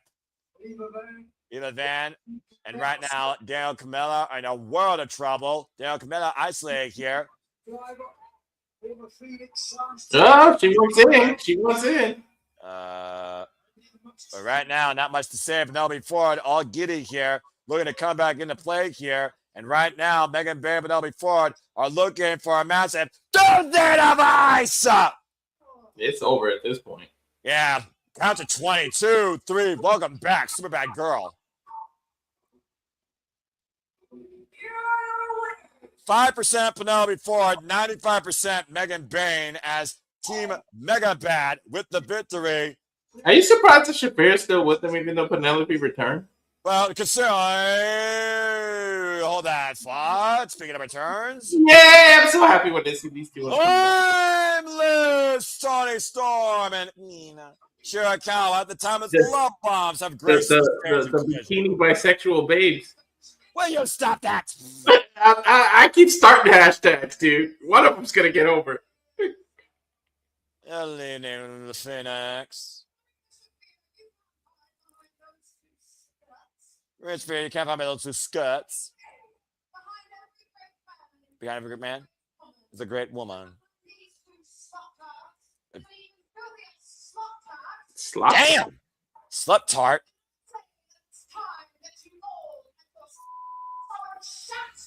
Oh my gosh!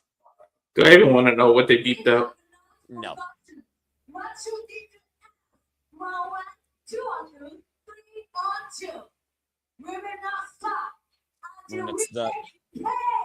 Mina Shirakawa is not going to rest until she makes them pay. Shafir just. Nah.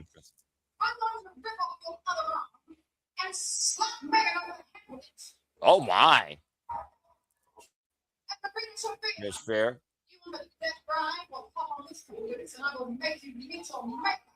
Damn. Okay. Okay. All aboard.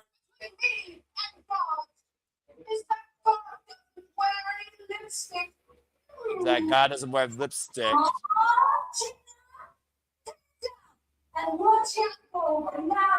Chin up, tits out. Oh, wow. Well, a very stern message by the Timeless Law Bombs, who are far from done with the Megasis and the returning Penelope Ford, who was a thorn on their side, now accompanied by the Problem. I admire How we turned on by this? I don't know what you were talking about. I admire the moxie of Timeless Story, Stormy Mina Shirakawa, but at the end of the day, it's still 3-on-2. As we go backstage with Swerve Strickland, as things continue to heat up here on AEW Collision. They have to find another love bomb or another grenade. I was about to say they might need another weapon. Speaking of weapon, here's the most dangerous man in AEW. Let's see what he has to say regarding that summit on Wednesday. Damn, this dude's arm is ridiculous now. Right? Simple. Same plan that Bowens had. Our plan. Our plan. That's the win. That's the win. That's simple enough. Well, speaking of that, That's simple answer for a simple man for you, huh? And Kevin Knight here, who was endorsed by Swerve Strickland. You know, I wanted to see. You know, That was interesting how Swerve endorsed Kevin Knight. I just can't see the shape of that. She used the word future. Future. You know what? It kind of triggered me. I can't lie. Since I started to the AEW ring, all the Jet keeps hearing is how the Jet is the future. He wants to be the present. Jet is here and now. Yeah. So took out your friend Darby Allin. As he took out Darby Allin. After he picked Shuchika Okada. Knows that maybe it's time to start beating more of the present to let the people know. Go to the present. Future now. I want this one-on-one. I mean, only better. It's hard. I didn't want to. Ooh. Now, for this, be a thing, I would go win something about it. Man, don't you got what Trios time match? Yeah. Go do something like that. And then we'll have a conversation, maybe. Not 6 days ago, a minute. I mean, now. The future, not only of just AEW, but of the business. The business. Ooh. Okay. I see you as a future main eventer as well. Okay. It's only 5 to 6 years to get there. Nah, it's going to take 5 to 6 years to get there. You know. Again, though, Swerve Strickland, he made a spot for himself. Maybe tonight, Kevin Knight will soar to new heights and find a new spot for himself tonight as a champion in the present. Again, fans, thank you for tuning into our coverage of Maximum Carnage as action continues forward here. As, of course, we get ready for even more carnage to unfold. Could you imagine what that would do to Kevin's career if he beats Rick, if he beats Swerve? Oh my God, I mean, the sky is absolutely the limit. The freaking limitless. As Ricochet, our inaugural AEW National Champion, enters to look towards who will be his next challenger for the AEW National Championship. And it will be either Jungle Jack Perry or the 5-tool player, Anthony Bowens, who might be looking to finally achieve something in the mid-card without becoming a tag team again alongside Max Caster. Although, Walter, it almost feels like there might be a little bit bridge mending as of late with Bowens and Caster to a little bit of a degree. Wake me up when this bald-headed bastard is off my screen. Never have I wanted to go leave this and go back to work, and then when he's on the screen. Don't worry, I got you covered. This is your note moment. I got you. Jungle Jack Perry now, of course. I'm just teasing. I know, I got you, dude. But, I mean, when you're, a Philadelphia Eagles fan, it is what it is. Who, me? I don't like the Philadelphia. No, not you. Ricochet. Oh. Shoot, I'm not even a football guy. I don't watch football. So, shoot, I'm just indifferent in the argument. Jungle Jack Perry. Whoa! He's spitting his general direction. I mean, shoot, can you blame him? He can't be showing nothing but disrespect to this young man. Jungle Jack Perry ain't going to take no one's shit anymore, but he's also going to do things the right way. Reborn out of his dark past. Jungle Jack Perry, so far, who's 1-0, by the way, in 2026. And, of course, the last challenger to Ricochet's AEW National Championship. If it wasn't for the Gates of Agony, very well it could have been Jungle Jack Perry who could have won that title. And, of course, everyone loves Tarzan Boy. Referee of this contest is Fawn Smith. By the way, to bring up to speed, the Mega Sids have been out before. Team Superbad have a problem now in their corner, and the Timeless Love Bombs are far from done with this trio. And Walter apparently had a unique feeling from all of that. Mm-hmm. Walter. Well, we'll see more about that, I'm sure, on Dynamite. And again, folks, we are not covering Dynamite this Wednesday. For the first time in 8 weeks, we are taking a hiatus from all the coverage. This is a normal show, but thank everybody that's continued along on the ride for AEW in and out each Wednesday night. It's been an absolute joy, and we will be covering Dynamite again in the near future, I assure you. That being said, here comes the pride of pro wrestling, the 5-tool player, Anthony Bowens, over 160 matches in his AEW career, Walter. That's crazy. 109 to 54. And I'm about to say, City by the Bay, always appreciate you, bruv. Cheers to you as well. Both men, of course, Anthony Bowens trying to carve his own path here as a single star, becoming the pride of professional wrestling. Previous challenger Tsuchiko Okada's Continental Championship, let's forget. Previous challenger at one point to the TNT Championship, but again, 0 accomplishments. You said before, Walter, you saw Anthony Bowens, you saw potential in him as a single star, but again, though, it does seem like the most effective part of Bowens' career was as a tag team player. Weren't they trying to force him to go back to being this team? I'm about to say, the jury is out there as both men look for a new beginning. A good handshake. Mutual hands make respect. Wasn't Tony making them try to get back together? Well, there's only so much you can try and force with two men the size of their own egos on the planet. Also made official this coming Wednesday, Team Mega's bad. Penelope Ford and Megan Bayne will take on the Timeless Love Bombs. You gotta consider Shafir will likely be in the corner. Oh my God! Stop it! Stop it! Stop showing that! You're making me want to call it that. And of course, the Opps will be defending the AEW Trios Championships against Jet Speed and Hangman Page. Walter, you and I are the simply reliable commentary panel of the Simba Studios. If the people want it and you are encouraged by it, don't think I will hesitate not to do it. But only for this company, though, to be honest. That being said, we also pride ourselves on covering specials, not every week by week television show. So if we want to change that philosophy for All Elite Wrestling, that's a whole different conversation. That being said, we'll talk more about that later. Okay, we'll talk about the fiscal quarter in March. Maybe we'll change the outlook of the Simba Studios Wait till coverage. Wait till people see what we have to do in February. That mayor.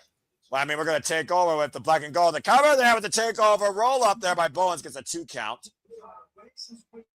I'm not sure what that's supposed to mean. Did he scissor himself? I mean, yes, and he told Jack Perry to suck it. Suck it or cut it. Which would you prefer? Suck the scissors? I don't know. It's weird. Okay, that just sounds like a bad version of Bop It.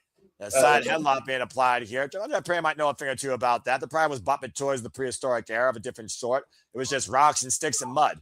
Nice shoulder block there by Bowens. The drop down. Of course, Luchasaurus is out on injury thanks to what happened against the Demand recently on Dynamite. Hip toss takeover. Jack Perry lands on his feet, standing waistlock applied. Now rebound off the ropes. Of course, General Jack Perry, former TNT Tag Team Champion, sweep of the leg. There's a cover, lateral press, and a 1 count. Lateral press there by Anthony Bowens. 1 count again on Jack Perry, and it's still in the early going. That injury may be a blessing in disguise for for Jack Perry because it helps him revitalize and focus on the single career and not just be stuck in a tag team, you know? To your point, both these men are former AEW World Tag Team Champions. And by the way, is there going on here? Scissoring? I don't know. It got weird. Oh, they got savage. That's why. He wanted finger food. We've seen him do that countless times now, of course, against his opponents, taking a bite out of his competition. Open palm strike, Escalera off the top rope. Oh, and Bowens perching Jack Perry. Oh, no. Oh, no. Sending him for a ride. Bad vibrations under the belt before the dawn of time. And It's not scissoring fun when again. the other side of the scissors is a cable, a steel cable. I'm about to say, though, scissoring here has taken control. Will Bowens cut out Jack Perry from the equation when it comes to challenging for the AEW National Championship again as this number one contendership match continues? Irish whip, Jack Perry stops himself declining the barricade, back elbow strike. Now Jack Perry off the barricade. Bowens, though, catching Jack up in the electric chair position and dropping the first on the apron. Go figure, right after we saw Tony Storm and Mina, that the next match is all about scissoring. Just saying. Why does that sound so normal? Jack Perry, though, right now, looking to follow up. Went for the baseball slide. Cazadora. Take over the DDT face first. Goes Bowens in the Bulldog, excuse me. And this match will continue in Red Star Live, picture in picture. Don't go anywhere. Fuck television. About to say, we've gone from Walter's lesbian dream match to scissoring with the pride of wrestling. This is AEW, folks. Something's going on with Jack Perry. Yeah, about to say, though, again, he might be checking his tailbone. We saw what happened last night at Genesis with Moose. I think it's his hip. Yeah, he might have literally popped his hip out of place there. Jack Perry right now favoring the left side small of his body. I believe that's the kidney area, Walter. Mm-hmm. Of course, you know, if you have bruised ribs or compromised ribs, it's hard to breathe. And Jack Perry giving us a little bit of a Kodak moment here with Bowens. Again, mutual respect with these two former tag team specialists. Although the jury is out whether or not Jack Perry is a former tag team specialist or just waiting for Luchasaurus to rise back from the La Brea tar pits. Because you know that Darius is going to go on a rampage. He's going to look to eat Ricochet. Mm-hmm. Okay, come on, Bowen. You took it a little too far. Well, I mean, he was once the illegitimate son of an ass. Mm-hmm. And that being said, right now, Bowens in control, making his way back inside the ring. Of course, I guess if both men do get counted out, then there will be no challenger towards Ricochet's AEW National Championship. Again, Ricochet has already faced one of these two men while holding that title. So it's just one of those things where I'm just like, you know, does he care about facing any of these men? Off. Mm. And right now, Jack Perry, of course, trying to separate himself from Bowens, find new life in this match. Trying to channel maybe that jungle pride. And of course, like I said, Ricochet, the inaugural AEW National Champion, won it last year in that Casino Gauntlet match at Full Gear, with already defense is successful on Collision, Ring of Honor, and Diamond, as that title, Walter, is defended across all AEW partners and companies. Ricochet, once again, feels like the king of the Indies, honestly, when you think about it. And now that there's double signees from like CMLL, look for Ricochet to be defending that title over there now.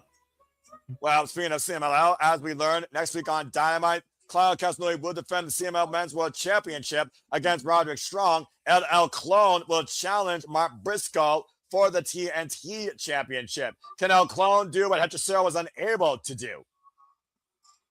And of course, to your point, El Clone, he's the one that injured Conglomeration member Hologram. So you know Mark Briscoe's looking for revenge. And it sounds like Safed's talking about scissors. Tony and Mina scissoring doing a, will you stop that? Walter!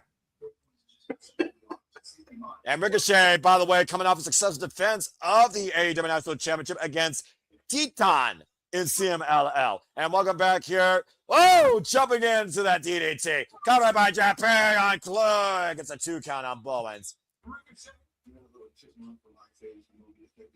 And of course, Ricochet with successful defenses against Dutton Castle, Nino Bryan in Rev Pro, Ace Austin on Collision, Dutton Castle in Ring of Honor, Jack Perry on Dynamite, and Teton in CMLL. He has not faced Anthony Bowens, though, while holding on to this title. Jack Perry looking for a sacrifice, and Bowens dodged the knee. Combination offense. Big fresh kick there off that combination offense by Anthony Bowens. Did I hear that right? Did he call him a chipmunk? I believe that's exactly correct. And right now, Bowens kicks to the small of the spine of Jack Perry, looking to hook the head for that flincing draping DDT. Another Another cover up the far leg, 2.5. It's almost Is this a number one contender for that title? Yeah, this is the number one contender match for the championship. Keep in mind, Walter, Ricochet has faced Anthony Bowens before. It was back last year in May on Dynamite in a singles match, and Ricochet did win that night. Mm-hmm. And now Ricochet watching these two fight for the chance to challenge for his title. One person already beat while holding the championship. Super kick by Jack Perry. Rebound, went for the lariat. Oh, the arrival! Cover two, no! How the hell did he kick out of that? And follow up though with the Shining Wizard cover two count again on Jack Perry. Okay. Wow. Really wants to fight Jack you. Perry really wants to face Ricochet again. Much more for just the championship, I think, Walter, at this point. I think the title is just a consolation prize. He just wants his hands on Ricochet. Yeah, of course. Yeah, right now, though, both these men need to find that kill shot if they want to get a chance at Ricochet's AEW National Championship. So far, Ricochet's been nothing more but a commentator, clearly biased as ever. But this has been a great one-on-one match here. Picking up Jack. There's a schoolboy roll-up by Jack Perry. Gets a 2 count on Bowens there. You think he wants to avoid Perry? He'd rather have Bowen win? I mean, he knows he can beat Jack Perry. He knows he can beat Bowens. And Bowens tying up Perry gets a 2 count. That was a unique cover.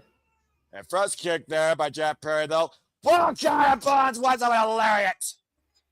Damn. And I think Jack Perry hit the elbow of Bowens on that clothesline. I think so. And right now, Jack Perry off the opposite side. Oh, Collision with the knee strike. Do you see how red both their chests are? They've been lighting each other up. Sacrifice. Oh, it's over. Running knee cover to Jack Perry challenges Ricochet again. Gets a second shot at that title. Y'all go Jack Perry and Ricochet running it back for the AEW National Championship.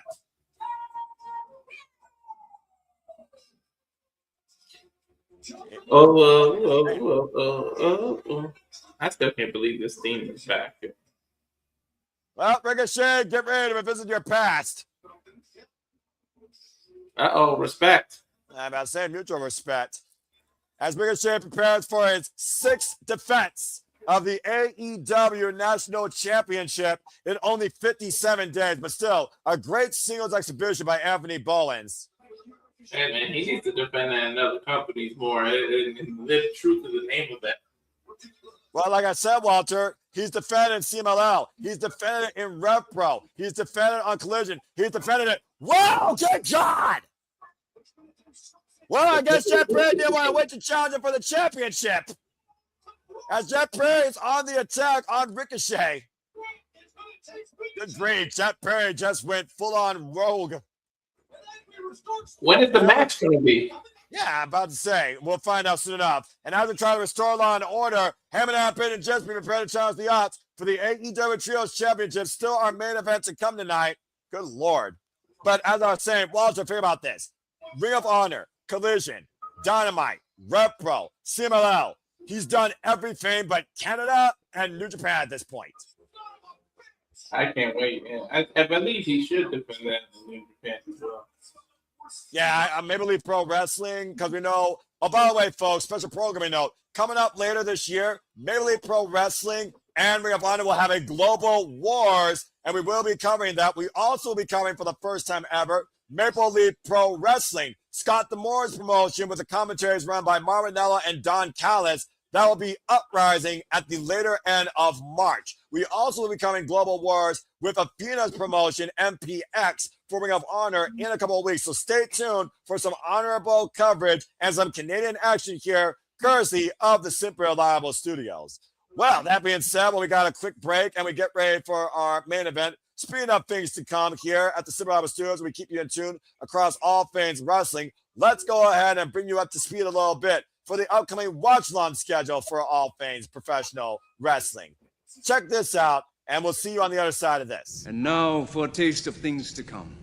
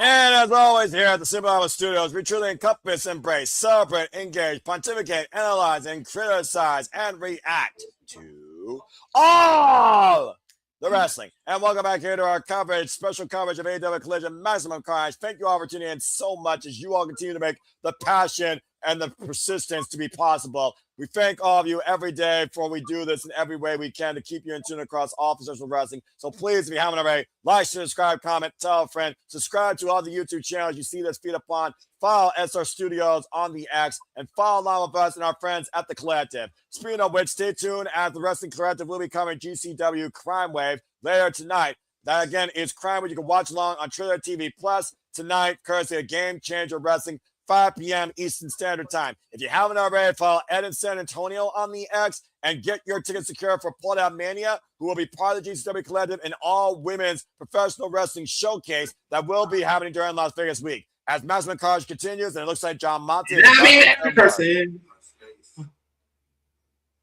oh boy. Live and let's live.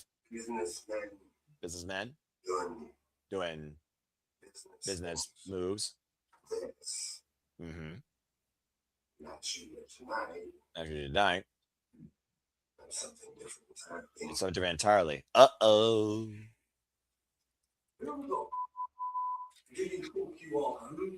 Oh boy. Have you forgotten who we are?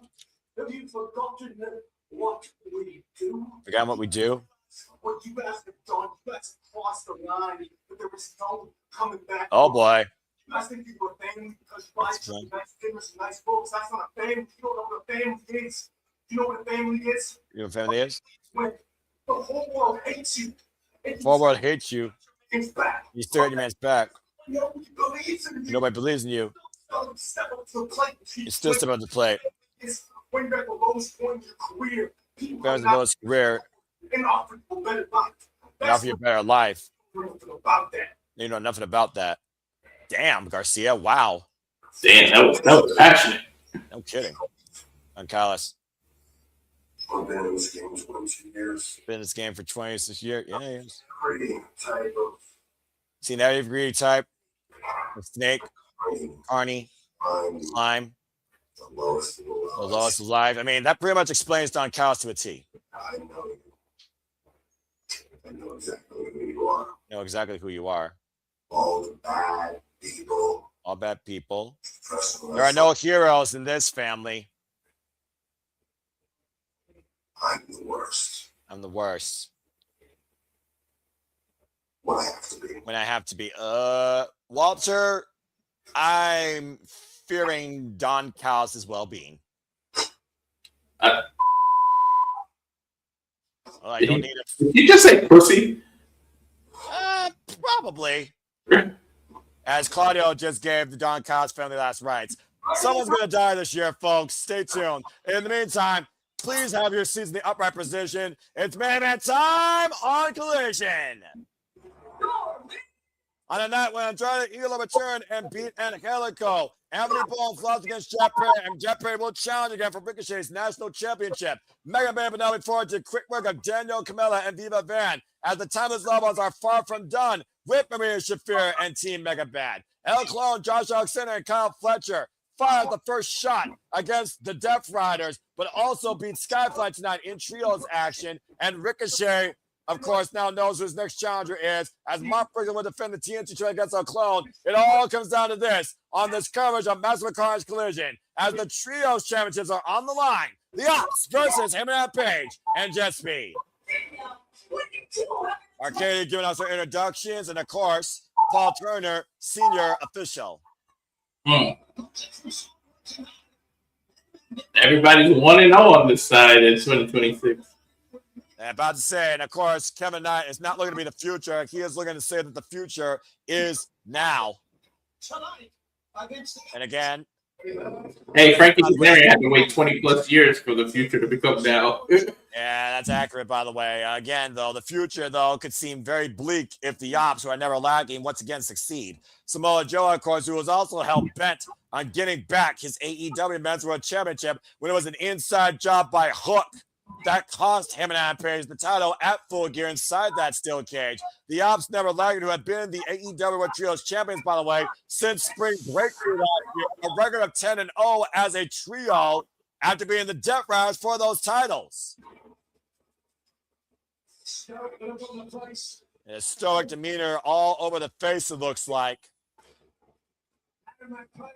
Hangman Page, of course, after losing the AEW Men's World Championship. Let's keep in mind, Walter, Hangman Page is a former Ring of Honor 6-man tag team champion. He knows a thing or two about trios titles. Mm-hmm. Dude, the Opps don't play. Look at the looks on their faces. Apparently, the cold-hearted Handsome Devil Hook has joined commentary. Of course, Hangman Page and Swerve coming off that lights-out tag team match, beating Hobbs and Hook. Hook being hung up for his sins. Again, folks, the AEW World Trios titles are on the line tonight. Referee for this con is Paul Turner. These titles previously held by Death Triangle, the Elite, Kenny Omega, and the Young Bucks, the Death Riders. And, of course, don't expect no interference here from the Opps Dojo members. Looks like Hangman Page will kick things off. Bell rings. We are officially underway. Joe ain't gonna kick off against him. He gonna tag right out. I knew that shit. There's no way he was gonna do that. You're absolutely right there, Walter. Again, folks, before this match gets way too deep, again, shout out to our friends, D7 Collective. Get your tickets for Potter Mania. You'll find the link on X as well as scrolling across the bottom of the feed here. Again, follow Edward Laredo at Ed in San Antonio. Of course, to learn more about Potter Mania, continued guest announcements are being disclosed as we speak. And again, you can still get your tickets, so join the collective this year in Las Vegas and check out Potter Mania, a power showcase for women's professional wrestling, damn it. Cancellation bought up from our pure champions, People Might Billy, mutual respect, of course. Get to the midsection, though, by the wrestler, one of the most proficient men to ever grace the squared circle, pointing the elbow to the top of the head. And if Shibata, this is the first time we've seen him, Walter, since he went to Japan to embrace Hiroshi Tanahashi on his retirement. That's right. Look at the amount of Kinesio tape Speedball has. Well, I'm about to say, the wars that Speedball, of course, has been through this calendar year alone, not to mention, let's not forget what happened this past Wednesday on Dynamite when Jet Speed were involved in that fatal four-way. Tag is made, knife edge chop, into Jet Speed lost out on one opportunity. They want to take the advantage tonight on another opportunity. Double hip toss here, as Hangman Page and Swerve Strickland talked about that these two young men have such a bright future ahead for them. So why not go after the trio championship? The cover, and Hangman Page would love to stick it to Samoa Joe, particularly. Of course, we heard what Hangman had to say about these two young men that he's also shared the ring with. Open pawn stride to the upper spine there by Kevin Knight by Katsura Shibata, excuse me. And of course, Hangman Page, Walter, was involved in the inaugural finals of the AEW Trios Tag Team Championship Tournament against what was his former brother, now his brother once again, Kenny Omega, when he teamed alongside the Dark Order. Oh my God, breaking news. Wow. No, breaking news. Hold on. I'm going to put it in the... We got breaking news. I'm sorry, did you say breaking news? Yeah, hold on. Okay, here. I'm going to put it in the thing so we can talk about it. They're going to give them something to talk about. All right, fair enough. Again, folks, to keep you in tune here, a tab made by Hangman Page. It's Hangman Page and Powerhouse Hobbs. Squares off here. I found the answer to something I asked earlier. Oh, okay. Well, that being said, we'll put it up next commercial break here. Hobbs in control. Again, folks, this coming Wednesday on Dynamite, the Death Riders will be taking on the Don Callis family in a street fight. Rocker Romero, Lance Archer, and Cicero taking on John Moxley, Daniel Garcia, and Willa Yuta. Mark Briscoe will defend the TNT title against El Clone this coming Saturday on Collision in Arlington, Texas. Hangman Page, faraway throw to cancellation by the kip up, but that what cowboy. All right, it's in the graphics. It's the last thing now. All right. Look at that. Oh, God. The running pump kick. Hangman Page, though, running in with the lariat. And right now, Hangman getting the better of Shibata. Hooking up for the dead eyes. Sunset flip, roll through. Hangman, though, sliding a lariat to the wrestler. Deep hook up both legs, too. Count only for Hangman Page. And, of course, Page right now in control. And there you see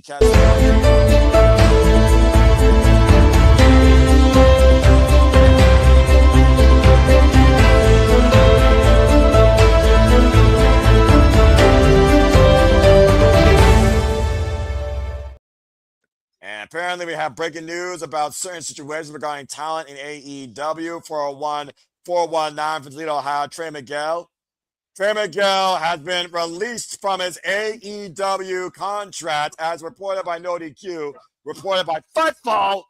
Trey Miguel is no longer a Rascal or Elite. The Rascals are a trio. Oh, wow. That answers why I said, "Where's Trey?" Remember, I kept asking. Yeah, you do get that.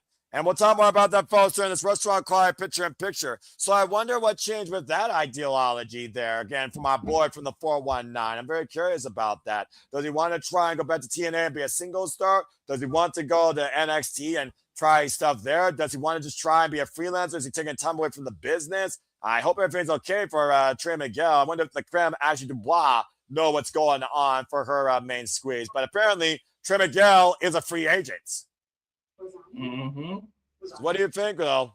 And Savette saying a boo crap, the boo crap, a boo. I don't know. There's conflicting reports that it might be a hiatus rather than a release, but right. Well, I mean, it's not the first time though that we've seen, of course, Trey Miguel, at least in my history, take time away from the business due to personal, physical, mental, or professional reasons. All I gotta say, all the best to Trey Miguel. May smoke it up soon with somebody in the ring too. Whether it's Revolver, TNA, the Fed, NXT, or something else between, HOG even. Trey, I hope that you're doing okay, brother. Straight from your brother here in the 419 Toledo, Ohio. Irish reversal there as we continue well, to act here. Commercial, I can read what it says. The mystery behind Trey Miguel absence program has finally been cleared up. It's bigger than fans expected. After fueling speculation by deleting AEW-related tweets and missing the January 17th episode of AEW Collision with the Rascals teammates Desmond Xavier, Zachary Wentz, and Myron Reed made their debut, Miguel took to Instagram on January 18th to announce he was taking a break from wrestling.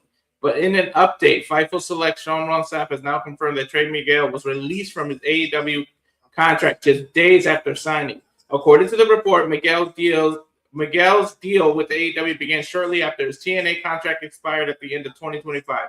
All four Rascal members were said to have signed multi-year deals with AEW, but Miguel was let go quietly in the days leading up to Collision. Fightful also noted Miguel was not backstage on January 14th when the debut segment was filmed, further confirming his absence wasn't last minute.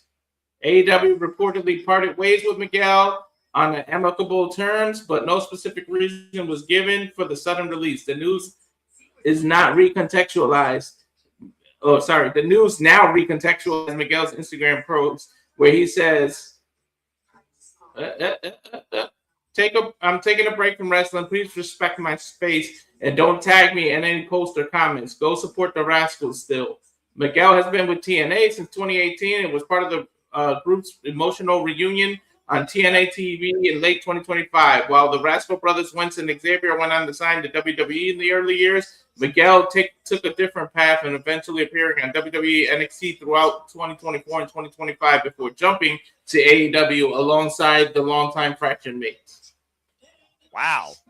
Well, again, sometimes when you feel like you need a break, you do what's best for yourself at the end of the day, because this game can not only physically break you, it can mentally destroy you. Whatever Trey is going through, respect the human being's privacy and support his friends in professional wrestling. And that concludes this session of the Super Reliable Studios News. Thank you, Walter Cruz. And welcome back here, folks, to our main event at AEW Collision, Maximum Carnage. It is Jet Speed and Hangman Page taking on the Opps. Samoa Joe, Country Bound Powerhouse for the AEW Trios titles. Speedball Mike Bill in critical need of a tag as he neutralized Samoa Joe. Tag man to Powerhouse Opps. Tag man to Hangman Page. And these two's bad blood goes all the way back to Team Taz, if you remember, once upon a time. Big Buddha, of course, as Hangman Page beat Hobbs in a freaking street fight, sending the man to the hospital.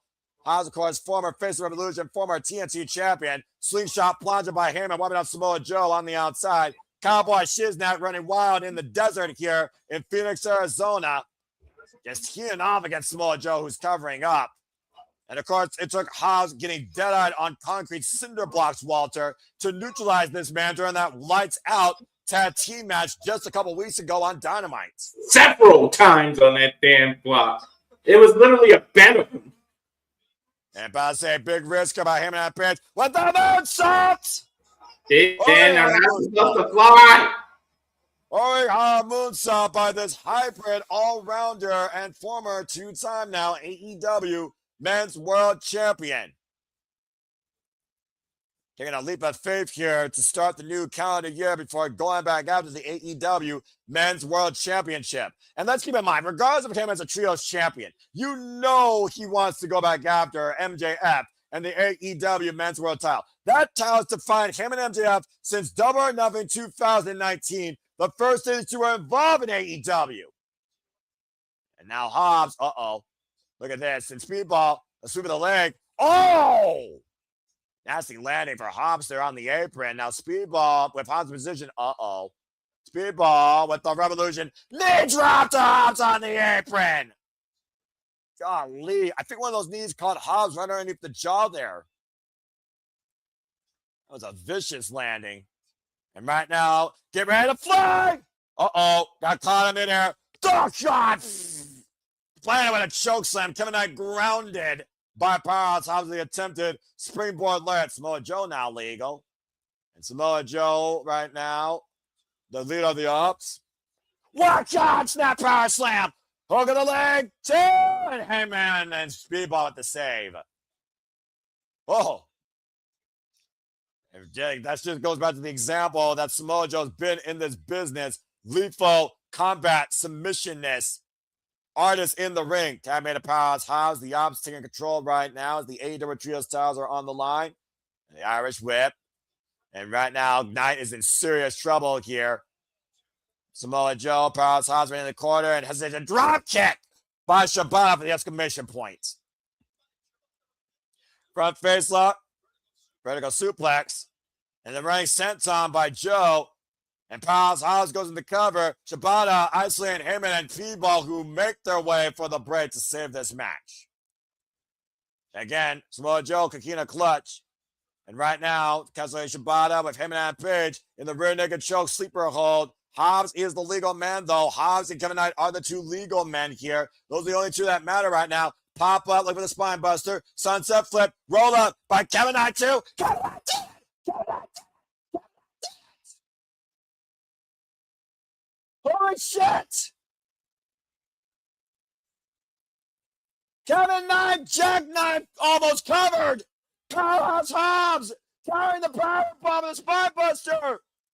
Kevin Knight, and I paid this people my belly. Are AEW Trios champions? What a shocker!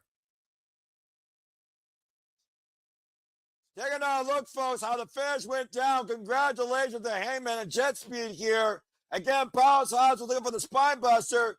Kevin Knight up and over, high stack, forward frontal with his body, pins Hobbs down for the 3 count. And the fact that Page and Speedball were neutralized by Samoa Joe and Shibata in those sleeper holds. Damn it! They're multitasking and I didn't get to see it. Now to say here, the future is indeed now. The Jet has arrived first class. Kevin Knight, congratulations. We have new AEW World Trios champions. Did you see the look on Samoa Joe's face? Remember him and I'm going to rewind this a little bit and see the ending. Yeah, I guarantee you should. Remember what him and Page says? I told you I'd take everything away from you, Samoa Joe. And look at Swerve Strickland watching on from the stage. And fans, Twitter made it official after Kevin Knight's win tonight. Look what's happening on Wednesday Night Dynamite. Swerve Strickland versus Kevin Knight for the first time ever. And also, Kevin Knight flipped over him and rolled him up. Okay. Yep. And also, Kenny Omega goes one-on-one with Josh Alexander. Megan Barry and Penelope Ford go up against the Timeless Love Bombs, Timeless Toy Store, and Mia Shirakawa. And we have a 6-man street fight in Orlando, Florida. Death Friars, John Monson, Willie Good, and Derek Garcia will take on the Don Callis family. MJF will also appear on Dynamite live in Orlando, talking about, no doubt, the AEW World title.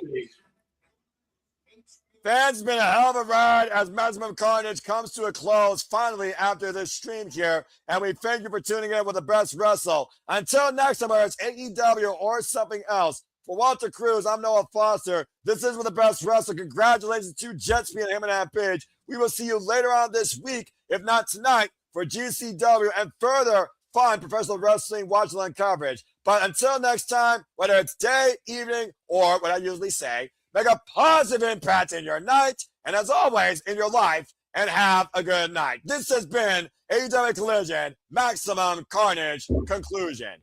Watcher, cut the damn feed. Congratulations to him and Adam Page and Jet Speed.